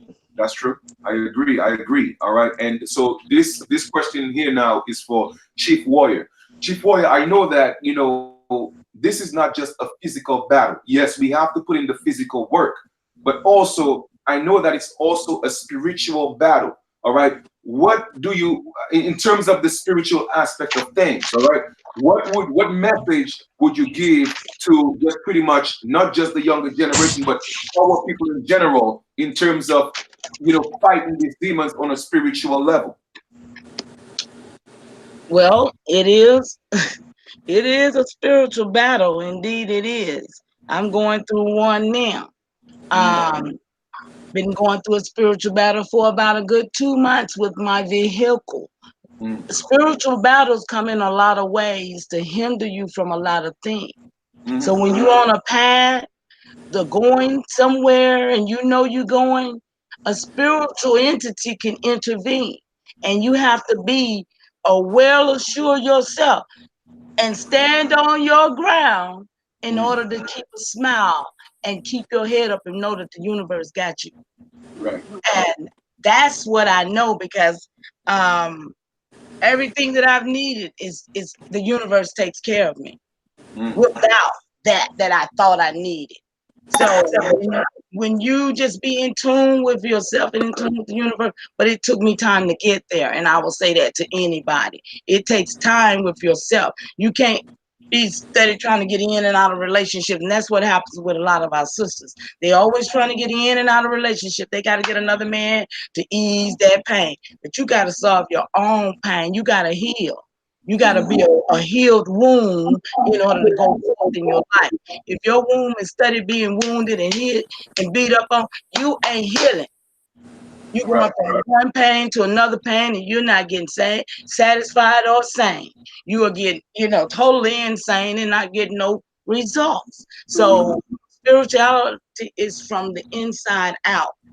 And then that's when, like you say, people will gravitate to you. People won't shy away from you, even when you tell them the truth. Right. Even when you're telling them that you are a $5 Indian, they'll sit there and cry in your face and still want to sit up under you because they know you're telling them the truth. Right. You're right. I agree. And thank you for that. So let us go to Sister Pam, right? Sister Pam, see, let me just keep it in the realm of spirituality and religion. I know sometimes with religion it gets a little touchy, and because a lot of our people, when you talk to them, and for me, when I try to approach situations, I try my best not to attack people's religion because it's their foundation. But in my opinion, even before I give my opinion, I'm going to ask you because I don't want to influence what you are saying. All right. But let me ask you, right?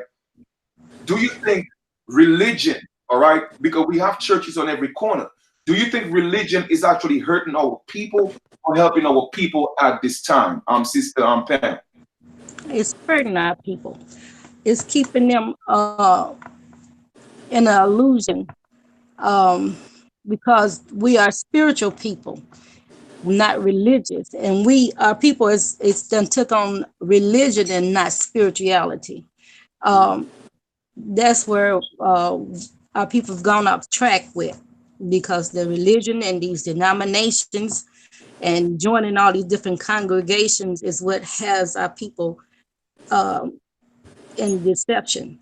And I think it hurts them when all they have to do is get in touch with their inner spirit and meditate, and with the higher power, the creator himself, because we're spiritual. Right. So I'm glad. Thank you for that. All right. So I'm gonna kind of like do a part 2 question to Miss Mohawk on that. Miss Mohawk, in your own words, right, or in your own understanding, what do you think is the difference between religion and spirituality?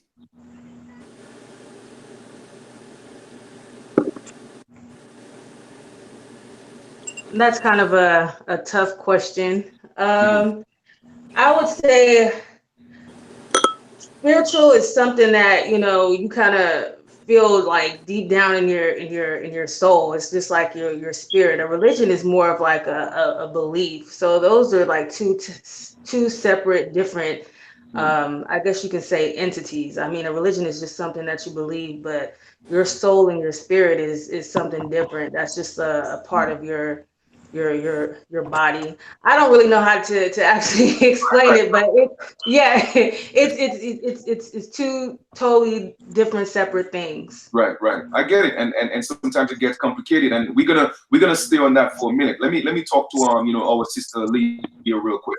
Sister Leah, I know some pastors, okay, and preachers, may run across this video, right? If you were to give any of these pastors out there, okay, a message, all right, from the heart, what would you tell these pastors right now?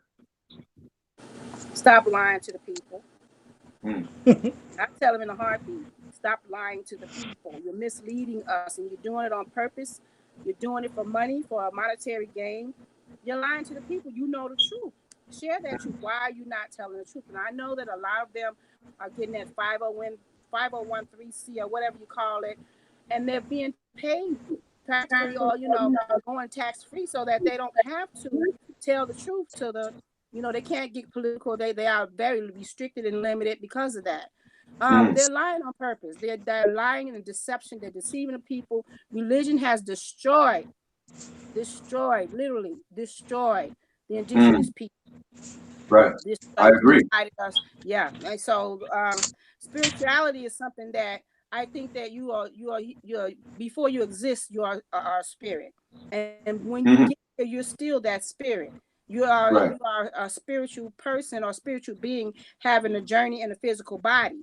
That body is your avatar, and that your spirit resides in while it's on this earth, in this realm.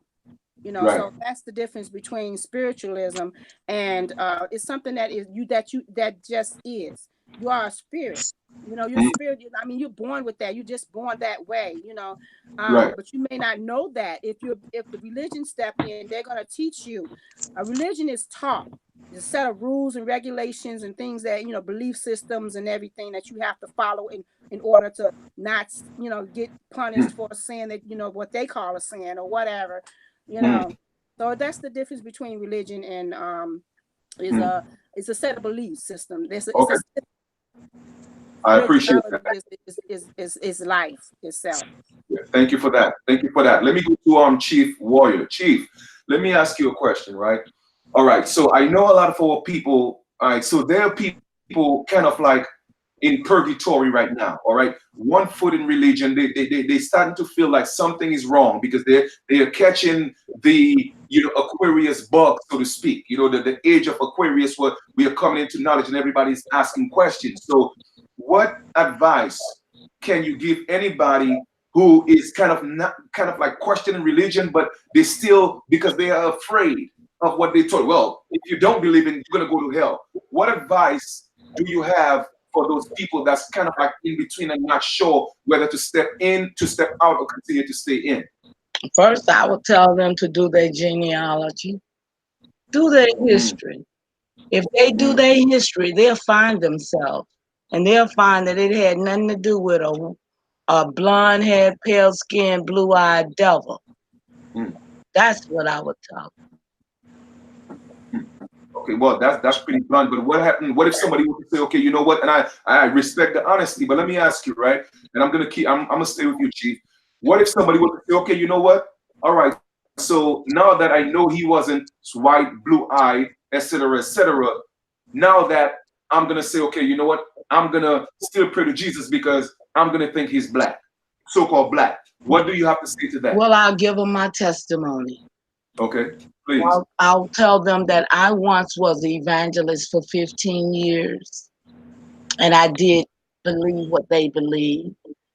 And then I became a Hebrew for 15 years. Well, pretty much 10 years, I'll say 10 years. And I didn't believe the Yeshua too long, so I just went to the one Yah, you know what I'm saying? The one Most High, the one great all, you know, like that. And then that led me into where I'm at now, to wow, everything's been a lie. So that's what I would do. I would tell them my testimony. Okay, I appreciate that. That's beautiful, and it's always our experiences that we're able, to share with people for them to, really get the grasp of where we are going. All right, let me go to Sister Pam. Right, so we're gonna get off, religion for a minute, okay? And let me ask you a question, right? A lot of people are actually under the impression, and again, I'm saying that it's an impression, right? A lot of people are under the impression that we're gonna go to, we're gonna dive into the political thing. Not that I just want to jump all over the place, right? I know that the government and itself, okay, everything is an illusion, right? But a lot of people are under the impression, and I say it's an impression, that reparations, because that's where I'm gonna jump on, right? That reparations, everybody's screaming it. All of a sudden, 2020 is coming up, and reparations is coming up, right? But a lot of people are under the impression that reparations is a good thing. What's your take on reparations? I mean, do you think that's something we should pursue, or how do you feel about reparations in the first place, Sister Pam?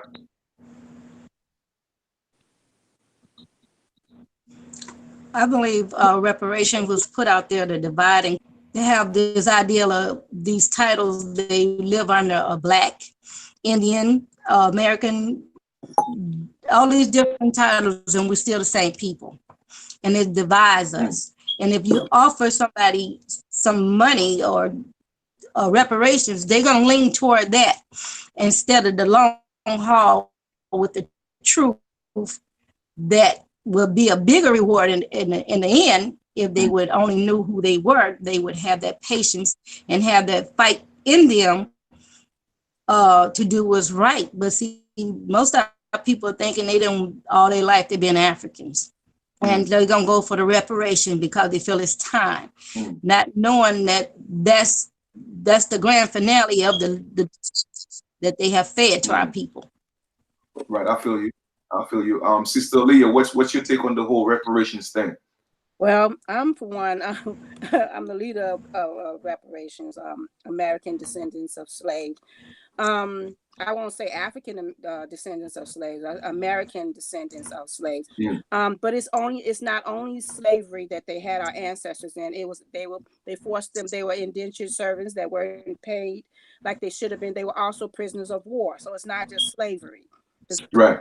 You know, in my family and in my bloodline, a lot of my people were not slaves. They were farmers and they owned their own farms to this very day. So a lot of their land was stolen away because of harsh tax laws that were put on them. They lost a great deal of their land. They still have a lot, but they lost a lot because of that. So I believe that reparations should. I'm a stern believer in that.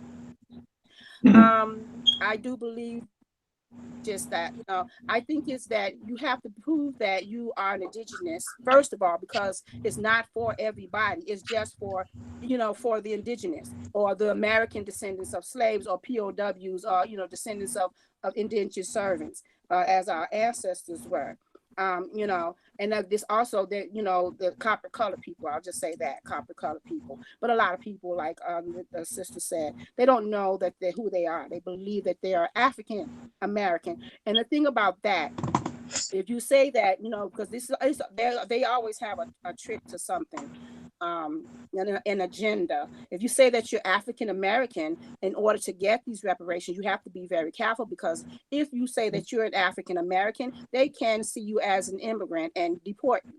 So, that those might be the stipulations that they put on receiving reparations. But I think that it should be more stern laws and rules and regulations, whatever, set up, because they did before. When we supposed to have, our ancestors supposed to have received 40 acres and a mule. If they weren't present, somebody else stepped in. The $5 Indians came along and paid $5 to get their name on the list, and they ended up getting our ancestors benefits. So, you have to be very careful that doesn't repeat itself. So that we all can, get on that list or whatever and get what our ancestors were owed. I think that they still are owed that. That's something that should have went that 40 acres and a mule. I am all for it. But it's a way that has to be done. This HR 40 coming out, that's a bunch of crap, whatever. But I think that, yes, we deserve our reparations. They were our ancestors, that was owed to them, and we are their descendants, their direct descendants. It should have been, that's our inheritance that was stolen away. So yes, I do believe in reparations. All right, thank you. I appreciate that. Chief Warrior, what's your take on this whole reparation thing that's all of a sudden that's just taking all over the airwaves? I know you saw me shaking my head, Chief. Well, honestly, I know that it is another one of their tricks. They're gonna chip and ship niggas off the different place. Excuse me, that's who they be. Because they don't want to be who they are. They don't want to be Aborigines, so they are African Americans, and they are black in color. Same way they shooting them down in the street. Because they have not come to the age of majority yet and corrected some things to make them be who they are. There are things that we have to do, and not by signing no paper talking about give me my reparation. Give me my inheritance. Give me all of me, and don't keep chipping off on me. Exactly. That's what I want. I don't want 40 acres and a mule. I want all the land that they stole. Because while we sit here and think that it was taxes to be paid, indigenous people didn't owe taxes. The taxes was to the immigrants who came here, not unto us. So if they took your people land, they took their land. There is things that we need to be doing to go and take stuff back. That I'm very passionate about this. I guess y'all can tell, because I really, really don't like what we're going through, and I wish it was many of me, because I'll be battling somewhere. I know I would. As old as I am, I ain't sitting back taking this. I don't have no tolerance no more. Yeah, I feel They're low tolerance. Now I'm no tolerance. I mean, I just ran across so many things that it don't make sense that these people are thriving all over the world. Exactly. Do you know that the very social security number you have is all over the world? yeah, Yeah. In France, yeah. everybody right now can Google GMEI and put their social in there, and they can get every account that's on their number. Why is it linked to me? Right, exactly. If I'm taking care of the whole world for real, and I'm over here in poverty too, Yeah, that's true. That's a what fact. does it mean? Yeah. You know, the same thing with your birth certificate. May 19th, they changed the guards on the birth certificates in the states. I don't know about your state, but in my state, they changed the guards. Signatures on the birth certificate at the vital statistic changed. Signatures at the State Department changed. Birth certificate, yeah, I'm telling you what happened. That's Birth a fact. certificates got, they were one when you was born. You did have one trust. Now they got 2 UCC codes plus that number. Now you got 3 trusts on your number, on your birth certificate. And people tell you that, what? No, y'all, we got work to do. Yeah, that's right. I agree. I agree. I agree. Thank you for that. Sister, Moonlight Feather, what's your take on reparations? Yes. I'm sorry, I was out for a second. I just got back in. I wanted to apologize to you guys for not being on the panel for the last 20 minutes because my laptop, actually, I thought had Google Hangouts already installed on it. So I was planning on using my laptop. So my phone wasn't all the way charged. So when I did come into chat with my phone, it actually died on me. So I just had to charge it back up. So please forgive me for that.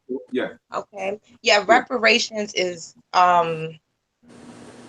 I feel like I guess I'm two-sided on it. It's like something that I heard about since I was a little girl, like something that, so-called Black people was supposed to receive from slavery. That's what I was taught growing up. But now the way I feel about it is more so like I'm just ready to just go all in for all of our rights, not just reparations per se, but everything that we're owed. Like, yeah, we're owed some money, but we're owed a whole lot more. We're owed more respect. We're owed so much more. So definitely, I think that would just go into the umbrella of everything that they owe us, and just us standing in our indigenousness.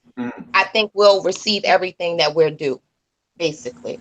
Once we stand up and make them take notice of who we are, everything is going to come to us anyway. So that's how I look at it. I agree. And just to, build on what you guys are saying, and I've said in many videos, and I agree with each and every one of y'all's perspective, right? That whole reparation things, it's a gimmick, all right?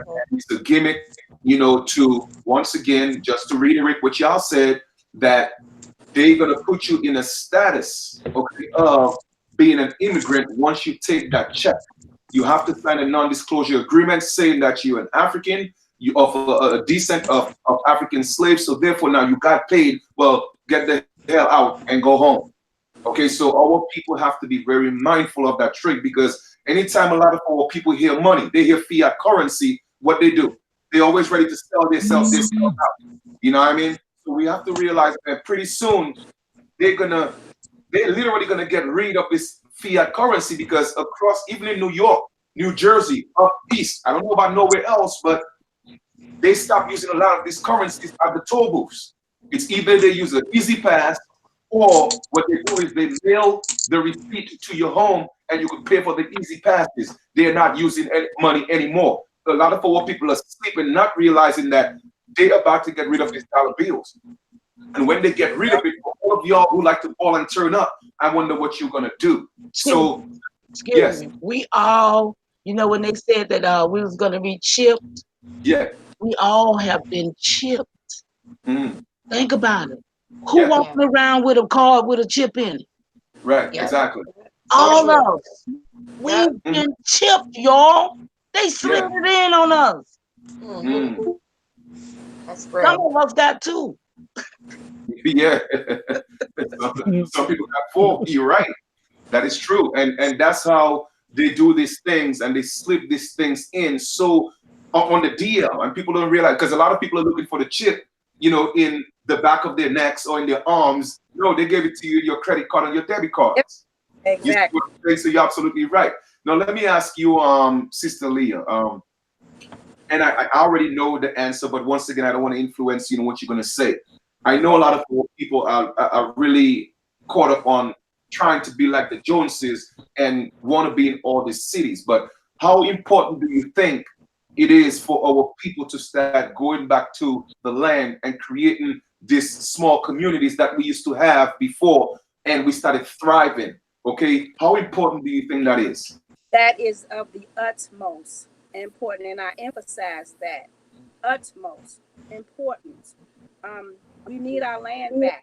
We need to be able to be self-sufficient. Without our land, we have to continue to depend on pale-face and their system. So I think that we do need our land back. We need our land back. That's part of the reparations that that we have coming to us. Because that's the number one thing. Give us our land back. That's our inheritance. Our inheritance. My mother have land that was passed down to her.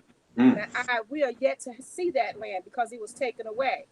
And so now we're fighting to get it back. She had land, so did her siblings with her. They inherited land in Virginia, and that land is still sitting there today. Excuse me, sister. Do y'all have the indenture to that land? Do anybody? Let me tell you something. Go to the courthouse in that city, state, wherever it's at. Go there and go and look for the documents. Go to the archive, because I'm telling you, 30 years ago, I found indention to my grandfather. Okay. I got 220 acres of land, and guess what the indenture say? It says that it's fee simple. And if anybody knows fee simple means that nobody could ever do anything with that land, that I could burn it up if I want to. Nobody can say nothing. Wow. And I got that document 30 years ago, and I did not know what it was until I came into the knowledge of myself. Wow. I'm telling you, they filed these documents. Okay. They filed them. All of you who know you're indigenous, I promise you, you got land. Look for it. My mother always told us when we were young, she said that we had land in Virginia, but we couldn't understand. We were too young to understand. And because of the situation that we were in, we didn't know any better. But we always thought like, why in the world we have land in Virginia, but we're living in the projects in Chicago in poverty, abstract poverty. So it didn't make any sense to us. But as we grew older, we found out that was absolutely true, what my mother was telling us, and that she does have land. Now the fight, it continues, because it's not only her, but it's also my uncle, her brother, has land that was taken from him when he passed away. It was taken from him, and so now as me and other family members are getting together to go down and go to the Library of Congress in Virginia and get all those documentation, because it's all there. I have a family member that's working on that too as well.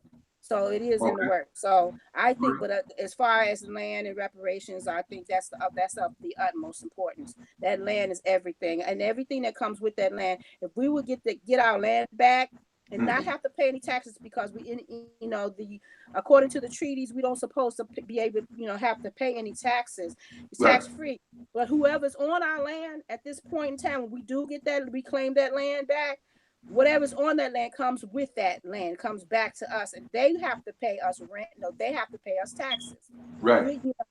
We don't supposed to be paying it, but They're supposed to be paying us now anyway. Yeah, I agree. I agree. And thank you for that. Let me just give us a shout out to Bro Dad Sanchez, who just came on the chat, just showed him some love. That's my brother, from way back.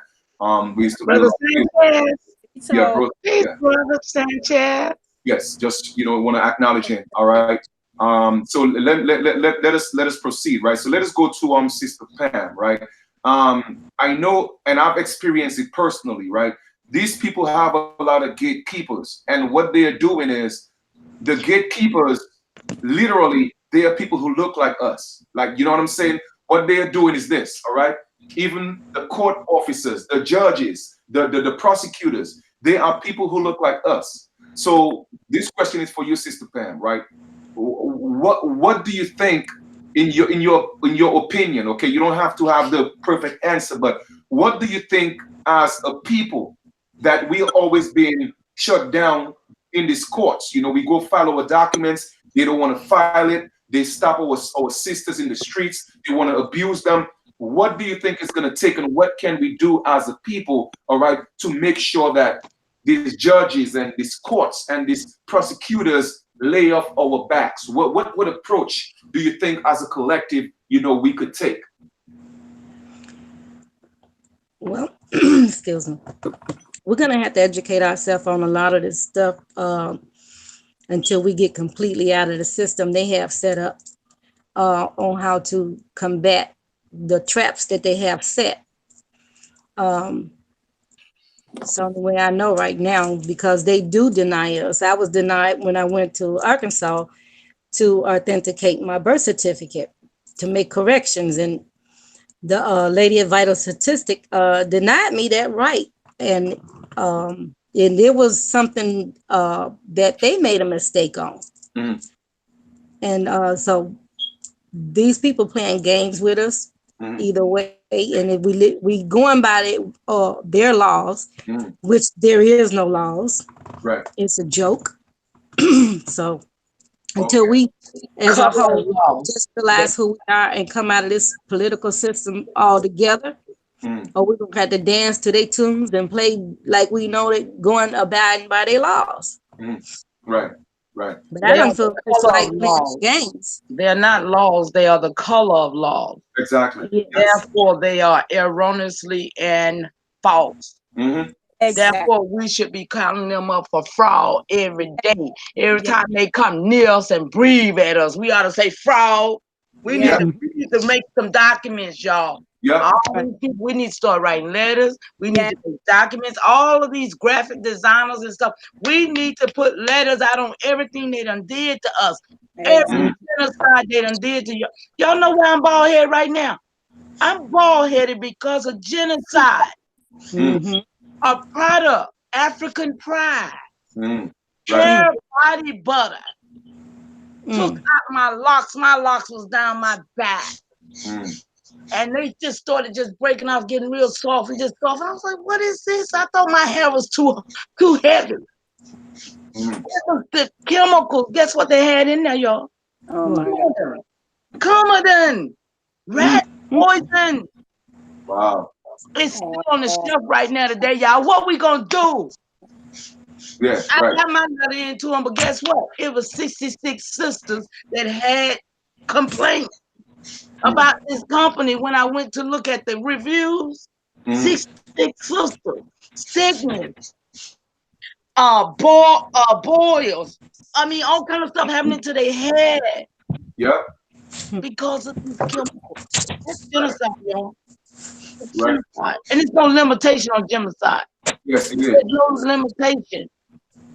Let me ask you guys a question, right? You know, moving forward. And sis, yeah, you're absolutely right. You know, we definitely have to take a stand, a stand. And I wish, we all knew about that so we could have stand with y'all. But one thing I always say is this, right? Whenever one of us gets attacked, all of us should come together and support each other, because that's the thing. When they realize that you're alone, they could pull you into these holes and make you disappear. All right. But once I keep telling our brothers and sisters, whenever you get into a situation, post it on YouTube, post it on Facebook, reach out to other people, let them keep posting it so you're not caught alone by yourself. Okay. Now, here's another thing I'm going to ask each and every one of you, right? And they gave us all these declarations, and a lot of these declarations are not legally binding, but this is what Canada did. Right now, UNDRIP is legally binding in Canada. You know why? Because the Canadians are coming together and they are putting pressure on these people. Now, they gave us the American Declaration on the Rights of Indigenous People. How come we're not talking about it? How come we're not holding them liable? How come we're not making sure that we go to the Supreme Court and make sure that it's binding? Okay? Supreme Court make sure that it's the law of the land. Why aren't we doing that? We got our declarations, and I'm not saying we're here complaining, because as you can see, we are here building. But I'm asking you guys, what about taking that approach and follow what Canada did to make sure that these declarations are actually legally binding? And we could start with the declaration that they gave us on June 16th, 2016, the American Declaration on the Rights of Indigenous People from the OAS, the Organization of American States. How about we come together, all right? And I'm talking about now, I know some people may say they're Supreme Courts, but remember, family, IC Network, I am you. Remember, there is two courts. You have their Supreme Court and you have the Republic, okay? The highest court of the land, and that's in Philly. So we could take our case to the highest court in the land. If not, we're going to take it to the international court. So my thing is this: why aren't we coming together and making sure that the Declaration of the Rights of Indigenous People, for the one they gave us, why aren't we pushing that, and aren't we making sure that they make sure that this is legally binding and making sure it's enforced? Yeah. Yeah. I want to put this out there. Yeah. I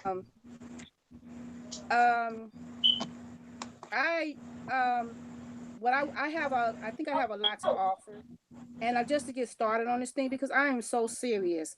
I'm a person that I am results oriented, and I get very frustrated when I believe in something so deeply and so hardly, and then there's nobody's taking steps to make things happen, to bring it into reality, to manifest it. I'm going to put it out there. I have a master's degree in healthcare administration. So I know the different certain kind of things, and researching and all that other kind of stuff. I'm willing to put my skills to use to help to make this thing happen that we want to happen, because enough talk already. I'm sorry. Right. Enough talk already. Right. I agree. Till we blue in the face. Okay.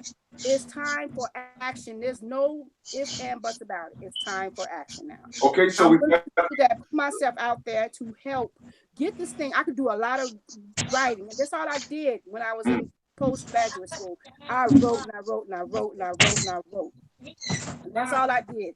And I can do that. I can write up whatever we need to be written up to send it to Congress, to send it to whomever to get it done. I'm willing to put that out there because I'm willing to take steps to make it happen. That's what I'm I agree. And I don't offend anybody, but it's enough talk already. Yes. Oh, I agree with you, sis. I agree with you. And this is what this is all about. Bringing the matriarchs together, bringing the brothers together so we could all be on one accord. You see what I'm saying? So with that being said, right, once we get off this build, what we're gonna do is tomorrow we're gonna get on an email, all right? And we're gonna start putting up some of those things in motion, because once again, it's one thing to talk about it, which is great, because everything begins as a thought. All right. The whole thought was saying, okay, you know what, Chief? We got to bring the matriarchs together. That was a thought. I spoke it out. Look, now it's becoming a reality. So now the words is going to become flesh. All right. So now we have to put that and make sure that it's going to happen. And just like you're willing to offer your expertise, I am certainly sure Chief is willing to offer her expertise. I'm making sure, Miss Mohawk is willing to do the same. And our sister, One Love, you know what I'm saying, he's willing to do the same thing as Sister Pam is willing to do the same thing. I am willing to give my all, because everybody know I already put my heart on the line. So with that being said, this is about what this is about, okay? And I'm just like you. I got tired of the talking, and like every one of us that's on here, we have been doing behind the scenes, but we have been doing individually, all right? And here's the key words I said: individually, meaning that we are doing it undivided. We are doing it divided. Now we have to come together as a unit, okay, as all, the totality, and use our energy, all right, our spiritual abilities that we have, and put those things on paper, and let's put a glitch in the matrix. You know what I mean? And that's what it's all about. It's about our energy that they're using against us, man. And I just want y'all to know, even before we move forward, I so appreciate love you guys, because it's the respect and adoration that I have for our women. That's why I am dedicated to make sure that you have a platform so that your voices can be heard. Okay? Now, let me just, I'm still gonna stay on the whole topic of us being indigenous. And I know IC Network, okay, mentioned about yes, we could create our own governments. You're absolutely right. I agree with you. House Resolution 331, they have an obligation to deal with us from a government to government basis. But here's the thing. Yes, we are working on that. But the truth of the matter is, just like how, you know, Chief Warrior said, too many people want to be chiefs and not enough Indians. You see what I'm saying? Everybody just feel like, you know what? I gotta be the hero. I gotta be the shiro. Brothers and sisters, we all could be heroes and sheroes. We are not living in the age of Pisces anymore, where we are looking for this one savior. Okay? We are living in the age of Aquarius, when every man and woman has to be held accountable, and each one has to be his own savior. But after you save yourself, you bring yourself to the collective, and now it becomes us. You feel me? Because you have to work on you first. It doesn't make sense coming into the fold and you are damaged. It doesn't make sense coming into the fold and your life is filled with chaos. We have to take the time to work on ourselves. All right? Don't bring your chaotic spirit or your negative spirit into the fold of brothers and sisters who's already vibrating on a frequency, ready to move in harmony. Exactly. You feel me? So we have to be mindful of those things. And I'm saying all that to say is, we are right on time. Our sisters have a special ability where they are able, okay, to talk to Mother Earth the way we men can't. I'm just going to be honest. All right? Our sisters have this ability.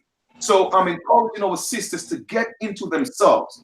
Take some time out, all right? Get into yourself, learn about yourself, know thyself, eat properly, work out, take time to meditate, because we need you. You see what I'm saying? And I'm going to just put it out there, truth be told, all right? It was the matriarchs who chose the chiefs. And like I told people, it has nothing to do with about control. It's the respect and honor we have for our women, all right? So everybody had a role to play, man. And that's what I want to see again. Us coming together, everybody playing their part. You got a hand. A hand got 5 fingers. Each finger has a different responsibility. It is the same thing. So let us come together as a whole and do what we got to do. All right. Ms. Mohawk, anything that you want to add in some of the things that we mentioned earlier?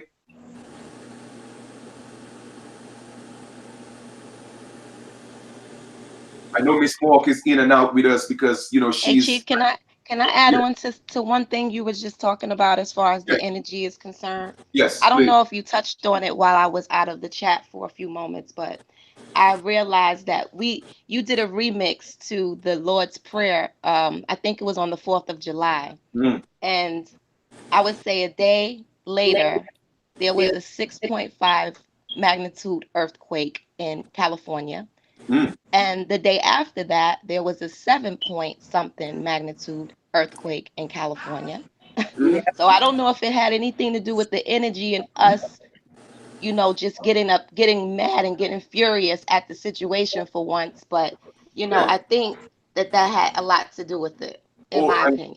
and I I, would like to piggyback off of that because I got mine sitting right here that I wrote it down the day he did it. yes. And I'm going to tell you, Yeah. it's the way that I've always prayed it, pretty much. So, Right. so I mean, you know, that's why I tell people I don't really pray because I know only predators pray, but I manifest. So, you know, when we put it out there, we got to look for it. Right. If we put it out there negative, look for it too. So if we put it out there with the right force, it's happening.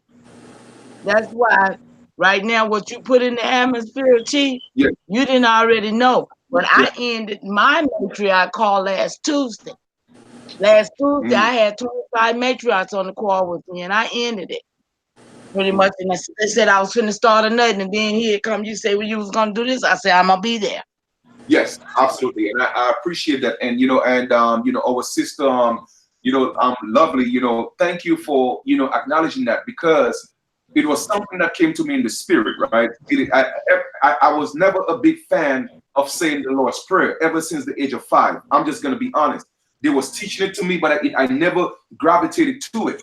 And it was just something in my spirit that always tell me, you know what, Chief, you got to do something about that. Even as a little boy, so a few weeks ago, it started coming back to me again. You got to do something about this Lord's Prayer, because I keep looking at the Lord's Prayer. I keep going on Google and Googling the Lord's Prayer, and looking at it and asking the ancestors, now something, you're trying to give me a message. Let me know clearly what needs to be done. And one night I went to rest. I don't say sleep because sleep is permanent. So I went to rest, and all of a sudden it came clear. The Lord's Prayer came back in the vision again. Chief, you got to do something about it. So I meditated.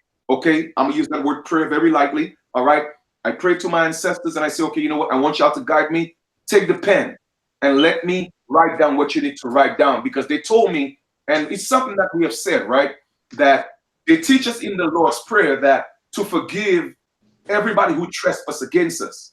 But what people don't realize is that this goes against the laws of the universe, because the universe doesn't forgive.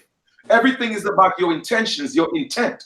Okay? And if you yourself are doing things to harm people intentionally, and then all you have to do is just go down on your knees and pray and say, God, forgive me, then that doesn't add up. So that's what they taught us, that they could do anything to us, and all they have to do is forgive, and then we forgive them. So I say no. All right? That is not how the universe works. So let us change that and make sure that they're held accountable, and their generation, because now their generations are saying what? Oh, well, it wasn't me, it was my forefathers. Well, guess what? The new prayer is saying that it's gonna fall on you and your generation to come. Y'all are gonna pay the price for all the ill-intended harm that you're bringing to indigenous people. So that is the power of it. We're not gonna forgive. That's what they taught us. All right. So with that being said, man, I just hope that everybody could just literally say that, write it down, because in every video, I'm going to say it in the beginning. Every video, I'm going to do it in the conclusion, because we have to bring our ancestors down. We have to make sure that our ancestors come and cleanse this mess that we're in right now. And we cannot do it by ourselves. If we believe we could go out here and fight a physical battle, we are fooling ourselves. We are spiritual beings, and we have to harness that spiritual energy and bring our spiritual warriors down here. Okay? Because when we were in Memphis, I said that on a video before. We took a picture, okay? They took a picture of us standing on the mound, all right? And literally, it was 2 clicks, click, click. How is that in less than a split second? One picture was completely clear, the sky was clear, and the second picture, there was a drone over our heads. Like, how did a drone appear over our heads in less than 0.something seconds? No, we got to pull our ancestors down, man. Like our sister said, I'm tired. And it's time to bring everything together. So as above, so is below. Let us put in that physical work, and let's call our ancestors down to stop doing some things that they need to do. And that's, hey, I dropped the mic. You know, Anybody? something, I want to say this. Lately, my ancestors have been leading me to honor them, to learn how to honor them, and to seek them when I need assistance.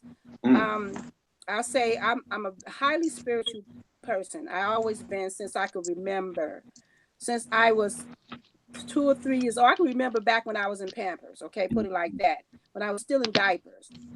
I in the spirit, as we call it, the spirit,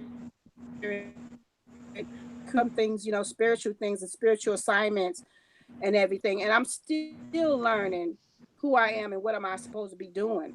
But I go according to, you know, every step of the way as I'm being led.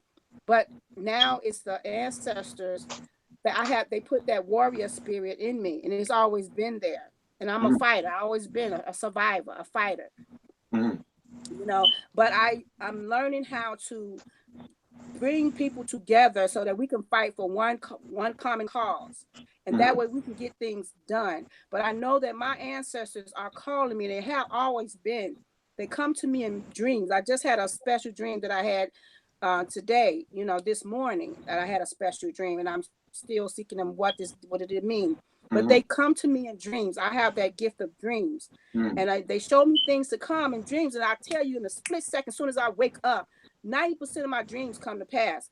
So, you know, and I'm saying that with that, I have a gift that I have to use. And I'm still seeking the ancestors to do that, because I'm doing it sometimes unaware that I am doing it.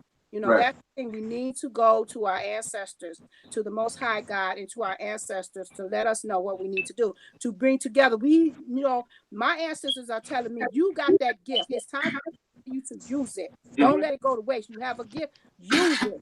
You know, I always knew that when I say something, and I'm telling this to the sisters on the panel here as well too, because you have the gift too.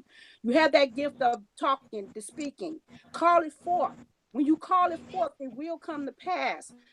We have to use that to survive. We have to use it against our enemies. I know a lot of us have been brainwashed. We've been brought up into this religion that don't believe in that. They taught us that our spirituality is voodoo. They taught us it's bad, it's evil, it's spooky, it's this, that, and the other. Everything to keep us away from it. But those are the things, the gift that we have that we must use. We must activate. We must use it. You know, this is how we're going to win, you all. I know that what I'm saying and whatever I say is very prophetic, and it always has been. When I say something, it comes to pass. I'm trying to tell y'all, you have the gift too. Use it. Use that. They call it a silver tongue. The women, the matriarchs, they know what this means. Back in the day, when they were enslaving our mothers and our great-great-grandmothers, they used to put this thing. It's oh my God. They used to put this thing on their mouth so they could not speak a curse on them.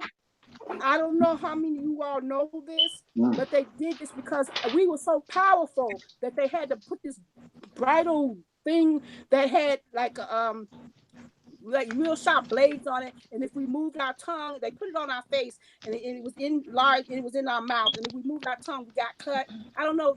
I can show you a picture of it or whatever, but that's how powerful we are. I'm trying to tell y'all, we need to use our gift to. This is how we're going to defeat them. We're going to defeat them because it's spiritual. Yes, this thing is very spiritual, and what we manifest is going to come from the spirit world, and it's going to manifest into this physical realm.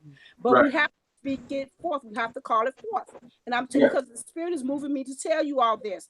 We have to come together and use our gifts to defend ourselves, to bring about what it is, the events that must happen in order for us to gain our freedom, our identity, our lands, everything that we have to gain it back, to gain back our lands. We have to use this. And then that's another thing that religion has taught us, to be submissive.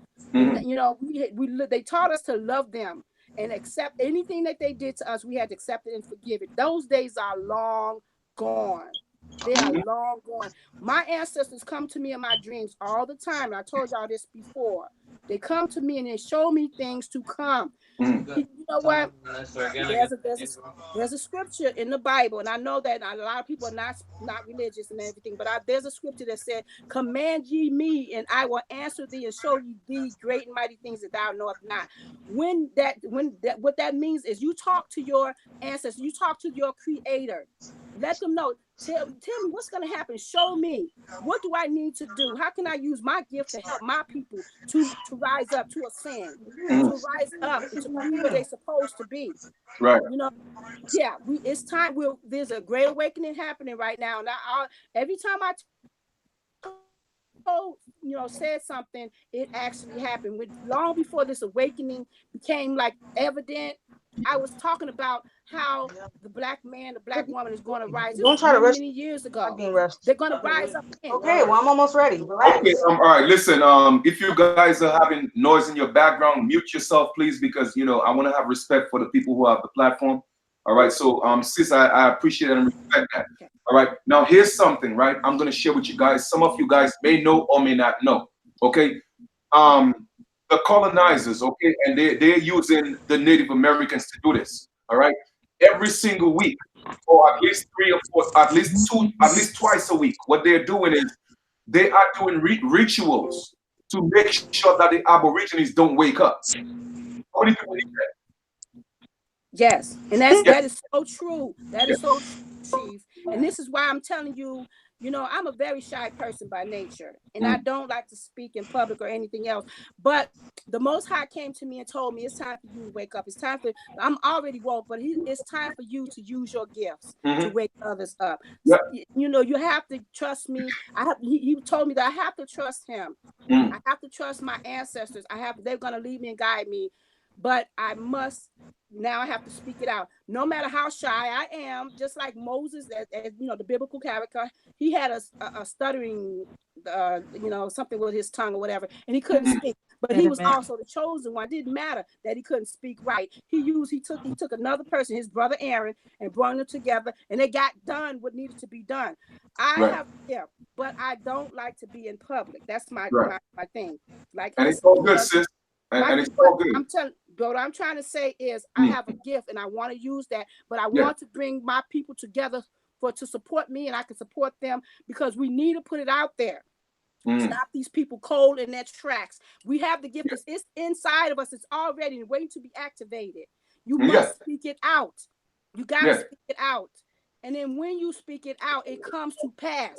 Sometimes it takes a while. Sometimes it happens, you know, days later, but it will come to pass. You have that gift. Please know that it's time. The awakening is happening now. I know that I was told this and I was shown this a long time ago, you know, and it's time for me to speak out. And I'm speaking this because the Spirit is over me. The Spirit is in me. And that's why I'm speaking, because I'm a naturally shy person. I don't speak much in public. And that's fine. You know, and we appreciate that. We appreciate that, my sister. And like when we're obedient, the Spirit will use us, as well as a lot of sisters that's on this call now have shared that they have those same unctions of the Spirit and the great Creator. But we are so in tune not to realize that we are a spiritual being inhabiting this physical experience. And we don't let the Spirit take over. We let this old fleshly spirit take over and tell us, oh, you can't do that. No, you can't. But your spirit, man, wants to break forth and do what got to be done in the land today, because only the Spirit can do it. I agree. And there you have it. I agree. And just to, you know, go back to the ritual that's being done, I got it from a source. Okay, it was passed on to me orally, and I just want to say, you know, real quick, you know, respect to, you know, Chief, you know, Nashoba, you know, in Memphis, you know, he came on and he showed some love, so I just wanted to acknowledge him. All right, but with that being said, right, it came from. Literally, it was told to me in secrecy that rituals are being done at least twice a month from, you know, and they're using the Native Americans because they are more familiar with our culture, all right? And they're using it to do rituals to make sure that we don't wake up. And they go to a lot of places on the land that have great energies, the energies of our ancestors. And what they're doing as well is they're using some ritual as well to keep their spirits down. And like, you know, Sister Onyx Summer Rising was saying, it's not going to work. So what for me, I am suggesting is that seeing that we are doing this, we all could come together and at least twice a week. All right. We do a build and we do affirmations. OK, that's going to combat and rebuttal these damn rituals that they're doing, because we have to fight them back in the spirit again. We try to fight a physical battle, and that's why we are losing. So we're gonna get on a live, apart from our matriarch build, apart from me teaching and sharing information. The platform is here. We're gonna get here at least twice a week, not twice a week, twice a month, and we're gonna get on and we're gonna rebuttal these affirmations. We're gonna rebuttal these evil people. We're going to use our ancestors to help us fight these battles, and that's what we got to do. We are victorious. We are winners. They know that we are the kings and the queens of this land, and we are not going to let them defeat us. Period. Hey, okay? Thank you. We're not going to do it. So I yield. Sister Mohawk, the floor. Let us hear from Sister Pam. She's been muted for a minute. Sister Pam, the floor is yours.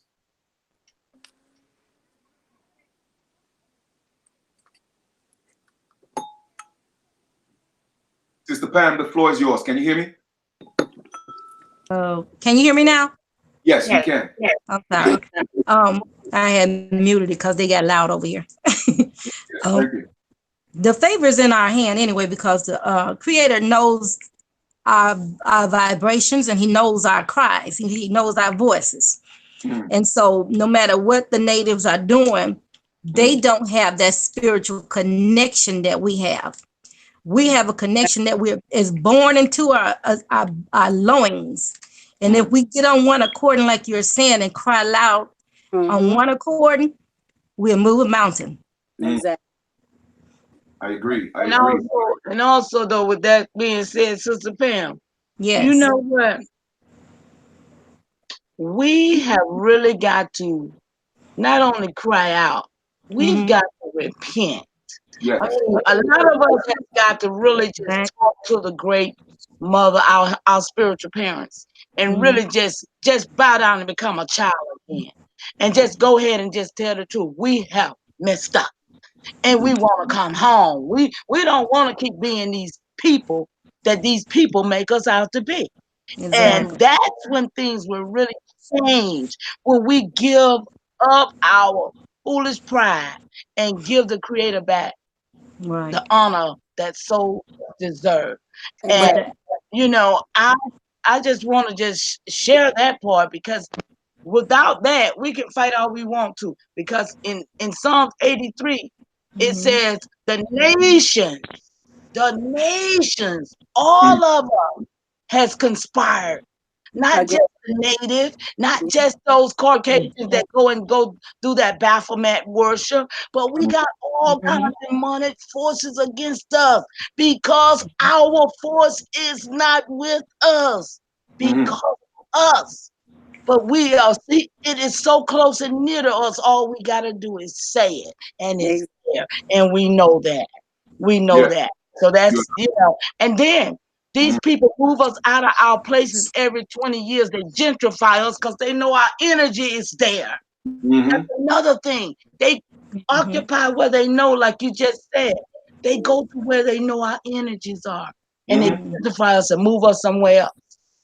I relinquish the mic. You agree. I agree. And Sister Mohawk, if you could build on that, and then we'll go, to Sister One Love. Go ahead, Sister Mohawk.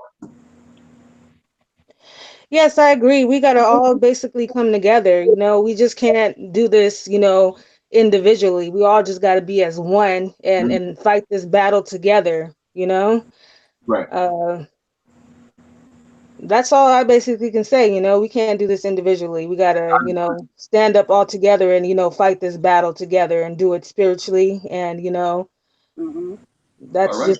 that's just about it. All right. There you go. Sister Feather, go ahead, One Love, give your input on that.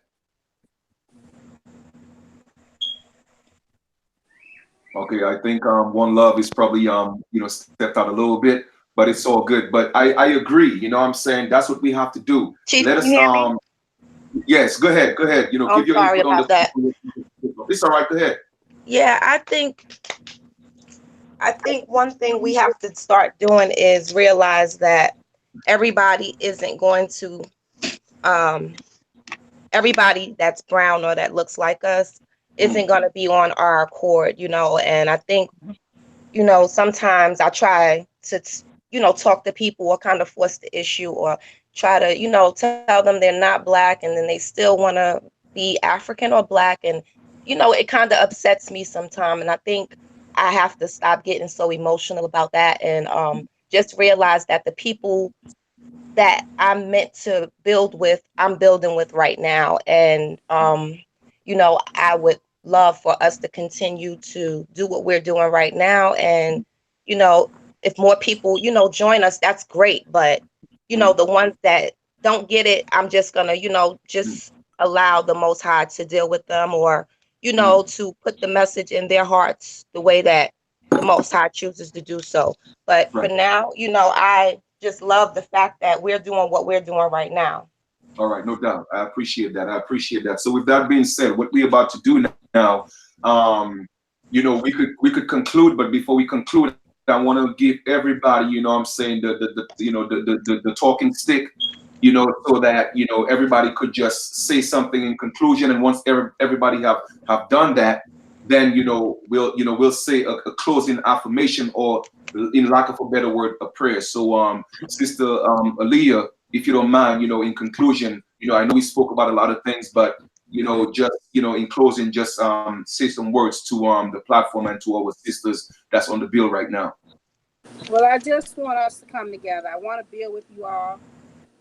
So we do have each other's email addresses. If we don't, if you're welcome to put it in the chat, so that we continue to build together on screen and off screen. And I want my people to have I say love, I say peace, I say unity and harmony, light to our people, to continue the awakening. Right. So much love to you all. All right, thank you.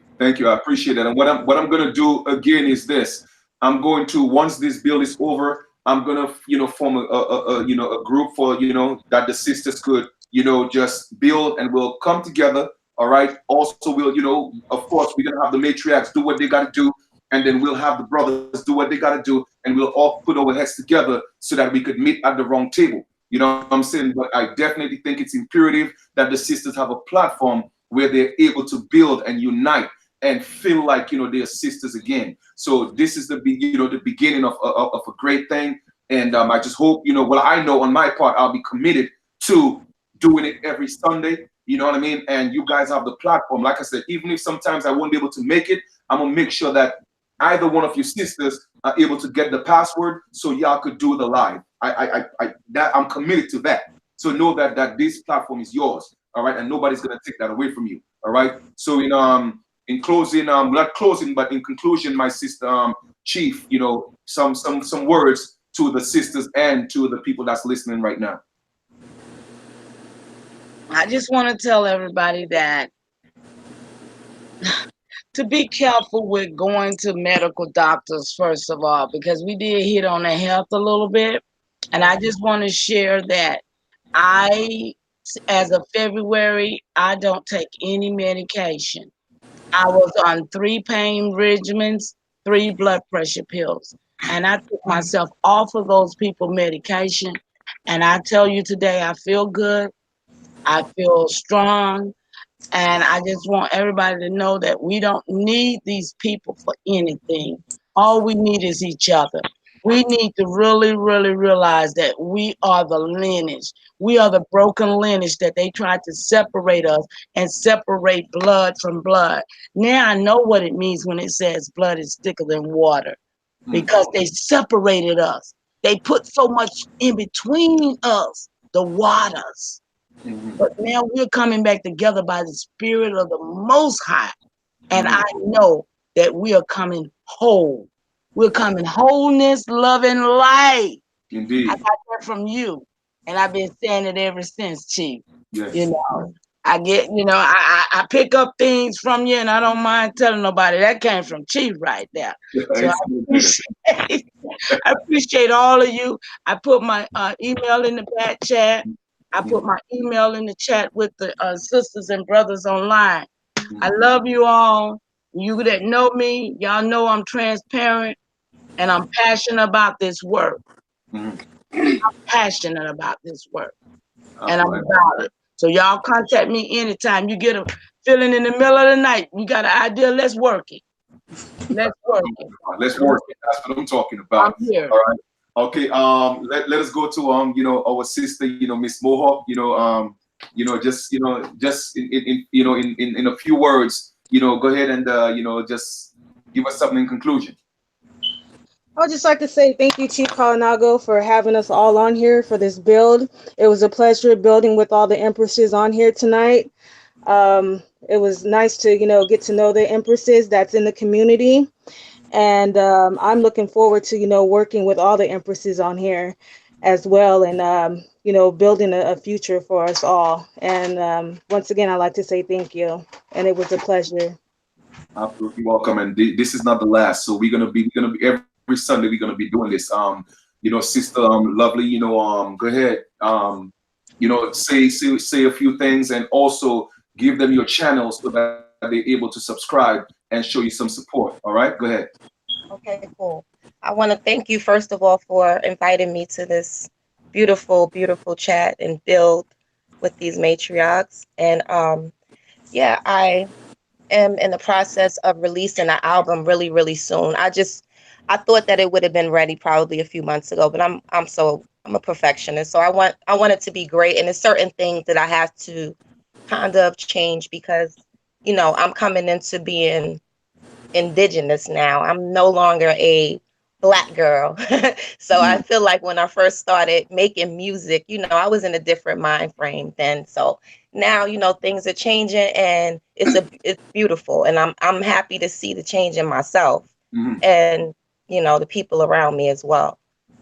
And yeah, so you can link me on Instagram at OneLove5B, and on YouTube, you can just go to my YouTube channel and it's at One Love Music. One Love Music on YouTube. Yeah. You can just type that in and all of my music should come up as well. Thank you. I appreciate that. And when your album come out, I'll definitely bring you on and, help you promote it so we could support it. You got my support on that. Thank you. I have a song called Reclaim the Throne, and I want that to be a hashtag for us.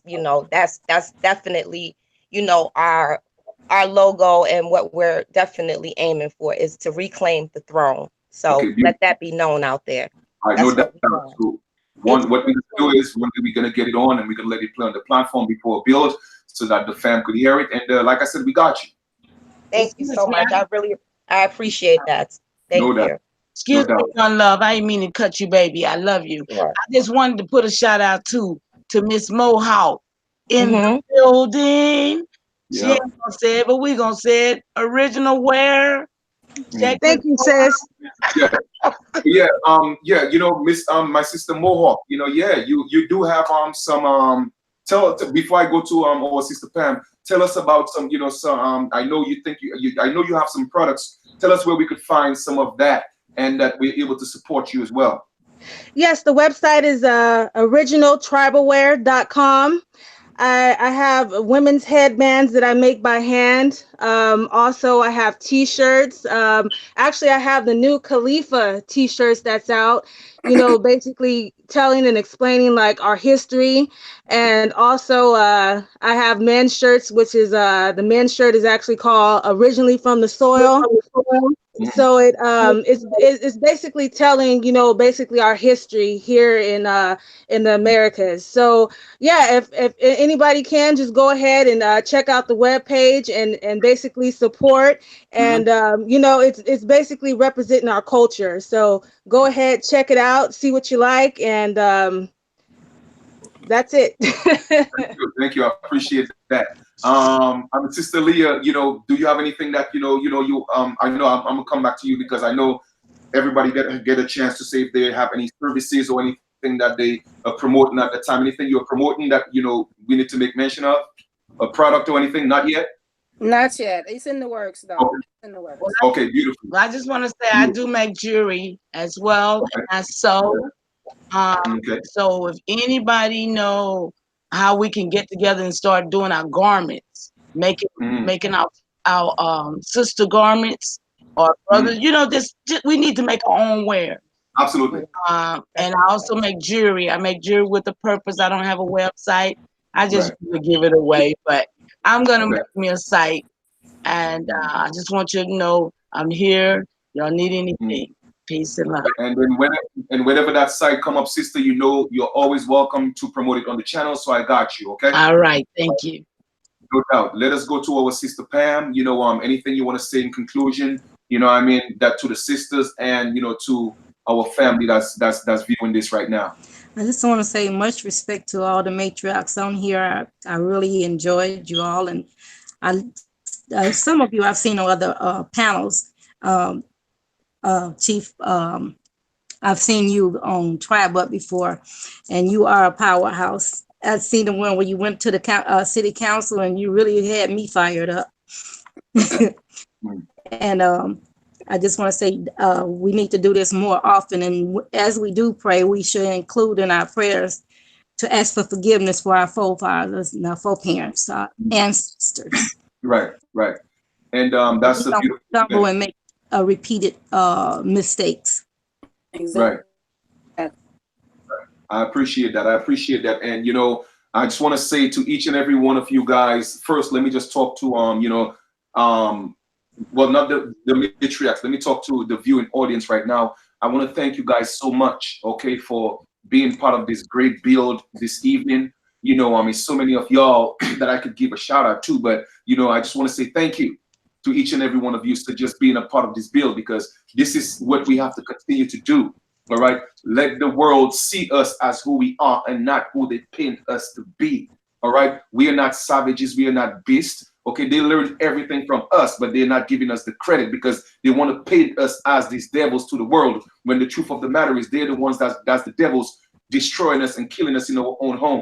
All right. So it's time that the world hear our voice, hear our story and not his story. All right. And I agree with Canelo 45. Yes, we are going to get together and we're going to step up and demand. We're not going to ask you to respect us. We're going to demand that you respect us in our home. Okay. It's about time. We're not going to ask for anything anymore because we've been asking for too long. And for too long, you keep saying no. It's like you take my bike. I'm telling you I want my bike back. And you're telling me no. Well, I'm going to take my bike back. All right. We're not going to ask you anymore. We're going to demand the respect. All right. So with that being said, thank you to all the viewing audience for coming on, and to my sisters. You know, I could just say so many things. All right. And even if, you know, some of us may be age, you know, maybe, you know, comrades in terms of the age group, some of you may be older than me. I don't know. But I look at you as my mothers, my sisters, my aunts. You know what I mean? Because you're all that. You see what I'm saying? You're all that to me. At least to me, I could say, because we all came from the womb, your womb. Even if you yourself came from a womb, we are all women. And I respect that. And I want you to know I have the utmost respect for you, because even before, and I'm speaking to you or to my mom through you, because yes, my mom is still here, and I'm happy that I have a mom that loved me the way she loved me. You see what I'm saying? And I know what it means to love a mother. So I want y'all to know I truly love and honor y'all. You feel me? And if you know you have one son, you have this Aboriginal son right here, okay? That's going to stand with you and that's going to fight for you. All right? Just know that. So I just want to take the time out again. You're absolutely welcome. I just want to take this time out again to put this rendition of, you know, the great spirit, you know, like I said, we're going to use that word prayer very lightly. I know somebody said, you know, prayer means to beg, the etymology. Well, guess what? I am begging my ancestors. Okay, I am begging the Most High, because I'm not too proud to beg. It's time to beg. It's time to beg. That's Here we right. go. I'm not too proud to beg my It's ancestors. time to beg right now, man. Mhm. With I'm not a afraid. heart for heart. No, If I can, absolutely. I'm not afraid to ask. I'm not too proud to beg my ancestors to come whoop some ass. So that's what I'm doing. I'm begging for that. Okay, there are certain things that are worth begging for. So with that being said, go ahead, before you sis. start, can I say, I just want to say thank you so much for inviting me. Please, to thank be you. part of Yes. this platform. I'm honored. Yeah. Totally. I'm very honored. Thank you. But here's the thing, you know what I mean? And I know everybody keeps saying, Chief, your platform, this is our platform. This is about our platform. You know what I'm saying? So with that being said, also T God, you know, one of the moderators, his email is in there. So if you guys want to reach out to him, me, all right, that would be great. Okay. I just want to, you know, go ahead and honor. Chief, You know, your book is awesome. By the way, I've been sharing your book with a lot of people, and a lot of people have been complimenting it as well. Thank you. I You're appreciate welcome. it. I'm just so a little bit perturbed right now because I ordered some books and this thing has been in transit for the past month, and I'm really tight because I got sisters and brothers waiting for orders that they put in. But like I said, you know what? It's okay. It's gonna get here, and we'll see what happens. But I'm gonna continue to stay with this positive flow. So this is what I'm gonna do right now. I want to honor the great spirit of our ancestors. So if anybody don't mind, give me a moment of silence. All right, and we're going to put this energy out there, okay? Our spiritual parents who are in heaven, honored be thy names, as above, so is below. Give us this day our daily nutrients. Hold us responsible for our bad intentions towards those who have done us wrong, who have done us no wrong. We do not forgive those who have bad intentions against us. We ask that the universe deal with them and all their generations to come, and lead us not into carnal or harmful temptations, and deliver us from the hands of your enemies, the evil ones, the wrongdoers, the colonizers. For thine is your empire on earth and in heaven. The power and the glory is yours forever and ever. Amen. Ra. Long live the light of the world. All right. So with that being said, I just want to say, thank you so much. If we all, and those at home and those are actually that's on the bill right now, if we could give a hey ya to the Most High, because that's the Most High. Hey ya, hey hi. You know what I'm saying? So what we're gonna do, we're gonna do a quick little chant, and we're just gonna, shut this down with that energy. All right, this is us. All that stuff they do with the screaming, screeching. That's not us. We were the soul. Hey ya, hey ya. You know what I'm saying? That was us. You feel me? So at the end of the day, if you don't mind, let us give a few hey-yas to the Great Spirit, to the Most High, and let's do this, man. Let's do this. Y'all ready? Yes. Yeah. Unmute your mic. Let's do this. Unmute your mics. Let's do this. And everybody at home, let us bring on the power. Hey, yeah. Hey, yeah. Hey ya, hey ya, hey ya, hey ya, hey ya, hey ya, hey ya. Give it honor. Give praise to the Most High. That's what it's about. Hey, yeah.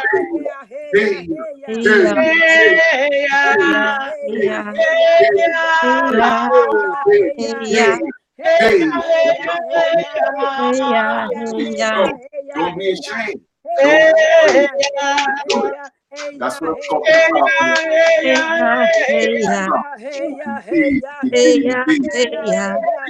Thank you, man. I respect that.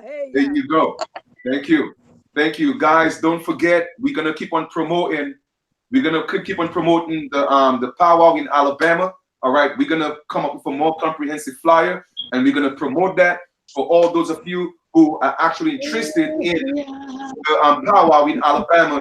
Send me an email. Send T God an email. Send an email. Send everybody you have a correspondence to, because we can make Alabama a big turnout. Right? I love you guys, man. I'm excited, and thank you so much. No, I'm excited. Y'all get me started up in here. It's all good.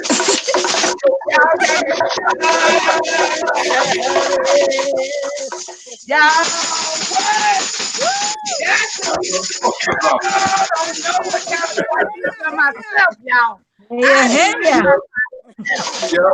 that's what I'm talking about, man. Chief, just don't do no backflips on me all day. Right? Oh man, but I love it.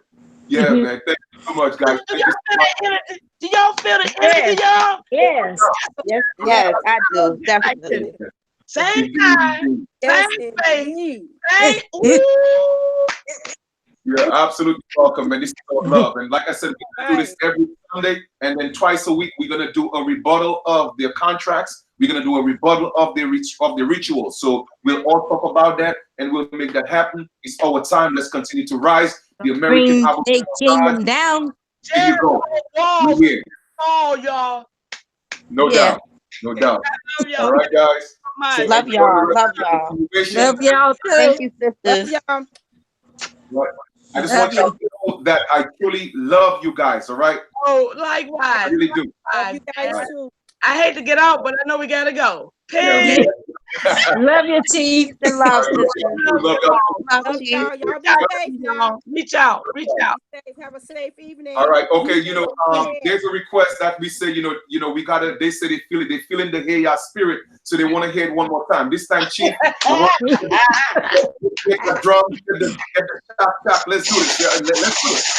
Hey ya, hey ya, hey ya, hey ya, hey ya, hey ya. Hey ya, hey ya, hey ya, hey ya, hey ya, hey ya, hey ya, hey ya. Please, and then praise for one test. And then praise two. And you know, these are one. Right? That's what I'm talking about, man. Let's do it. Hey ya, hey ya, hey ya.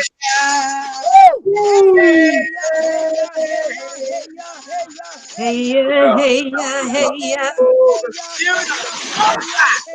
Hey ya, hey, hey ya. Feathers up, feathers up, feathers up. Get on it, y'all. Some people are about to go to church right now. Some people are about to go to church right now. Hey ya, hey ya, hey There's ya. none greater than the Most High, y'all. There's none No, greater than our power. There's none greater than our power. We got to recognize our power. Because we don't live it our power. They're gonna take our power. No doubt. We No got doubt. our power. Yep. It's within us. We gotta wake up the sleeping one within the soul of the one walking around alive today. Wake up that soul. No Wake it doubt. up. Right. Hey, Wake up. Yep. Hey ya, That's what I'm talking about. hey, yeah. hey ya. Wake up. Power Wake in the Lord. up. Hey, yeah. Hey, yeah. No, Hey, all this contracts, we send them back. We send all these contracts. You know what I'm saying? These enemies, they have no power over us. We are victorious. We are the children of the Most High. They have no power. They're poor. hey, yeah. Hey ya, hey ya, hey ya. Hey, yeah. Hey ya, hey ya, hey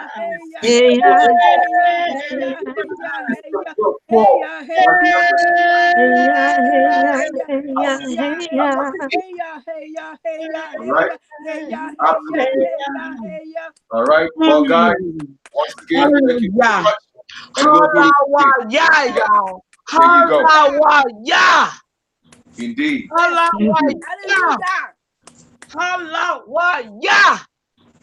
The highest to the Most High. Oh, no doubt. Thank you, guys. All right. Enjoy the rest of your continuation, and we will talk soon. I love you guys. We out. Till next time. All right. Wow. Next time. Yeah.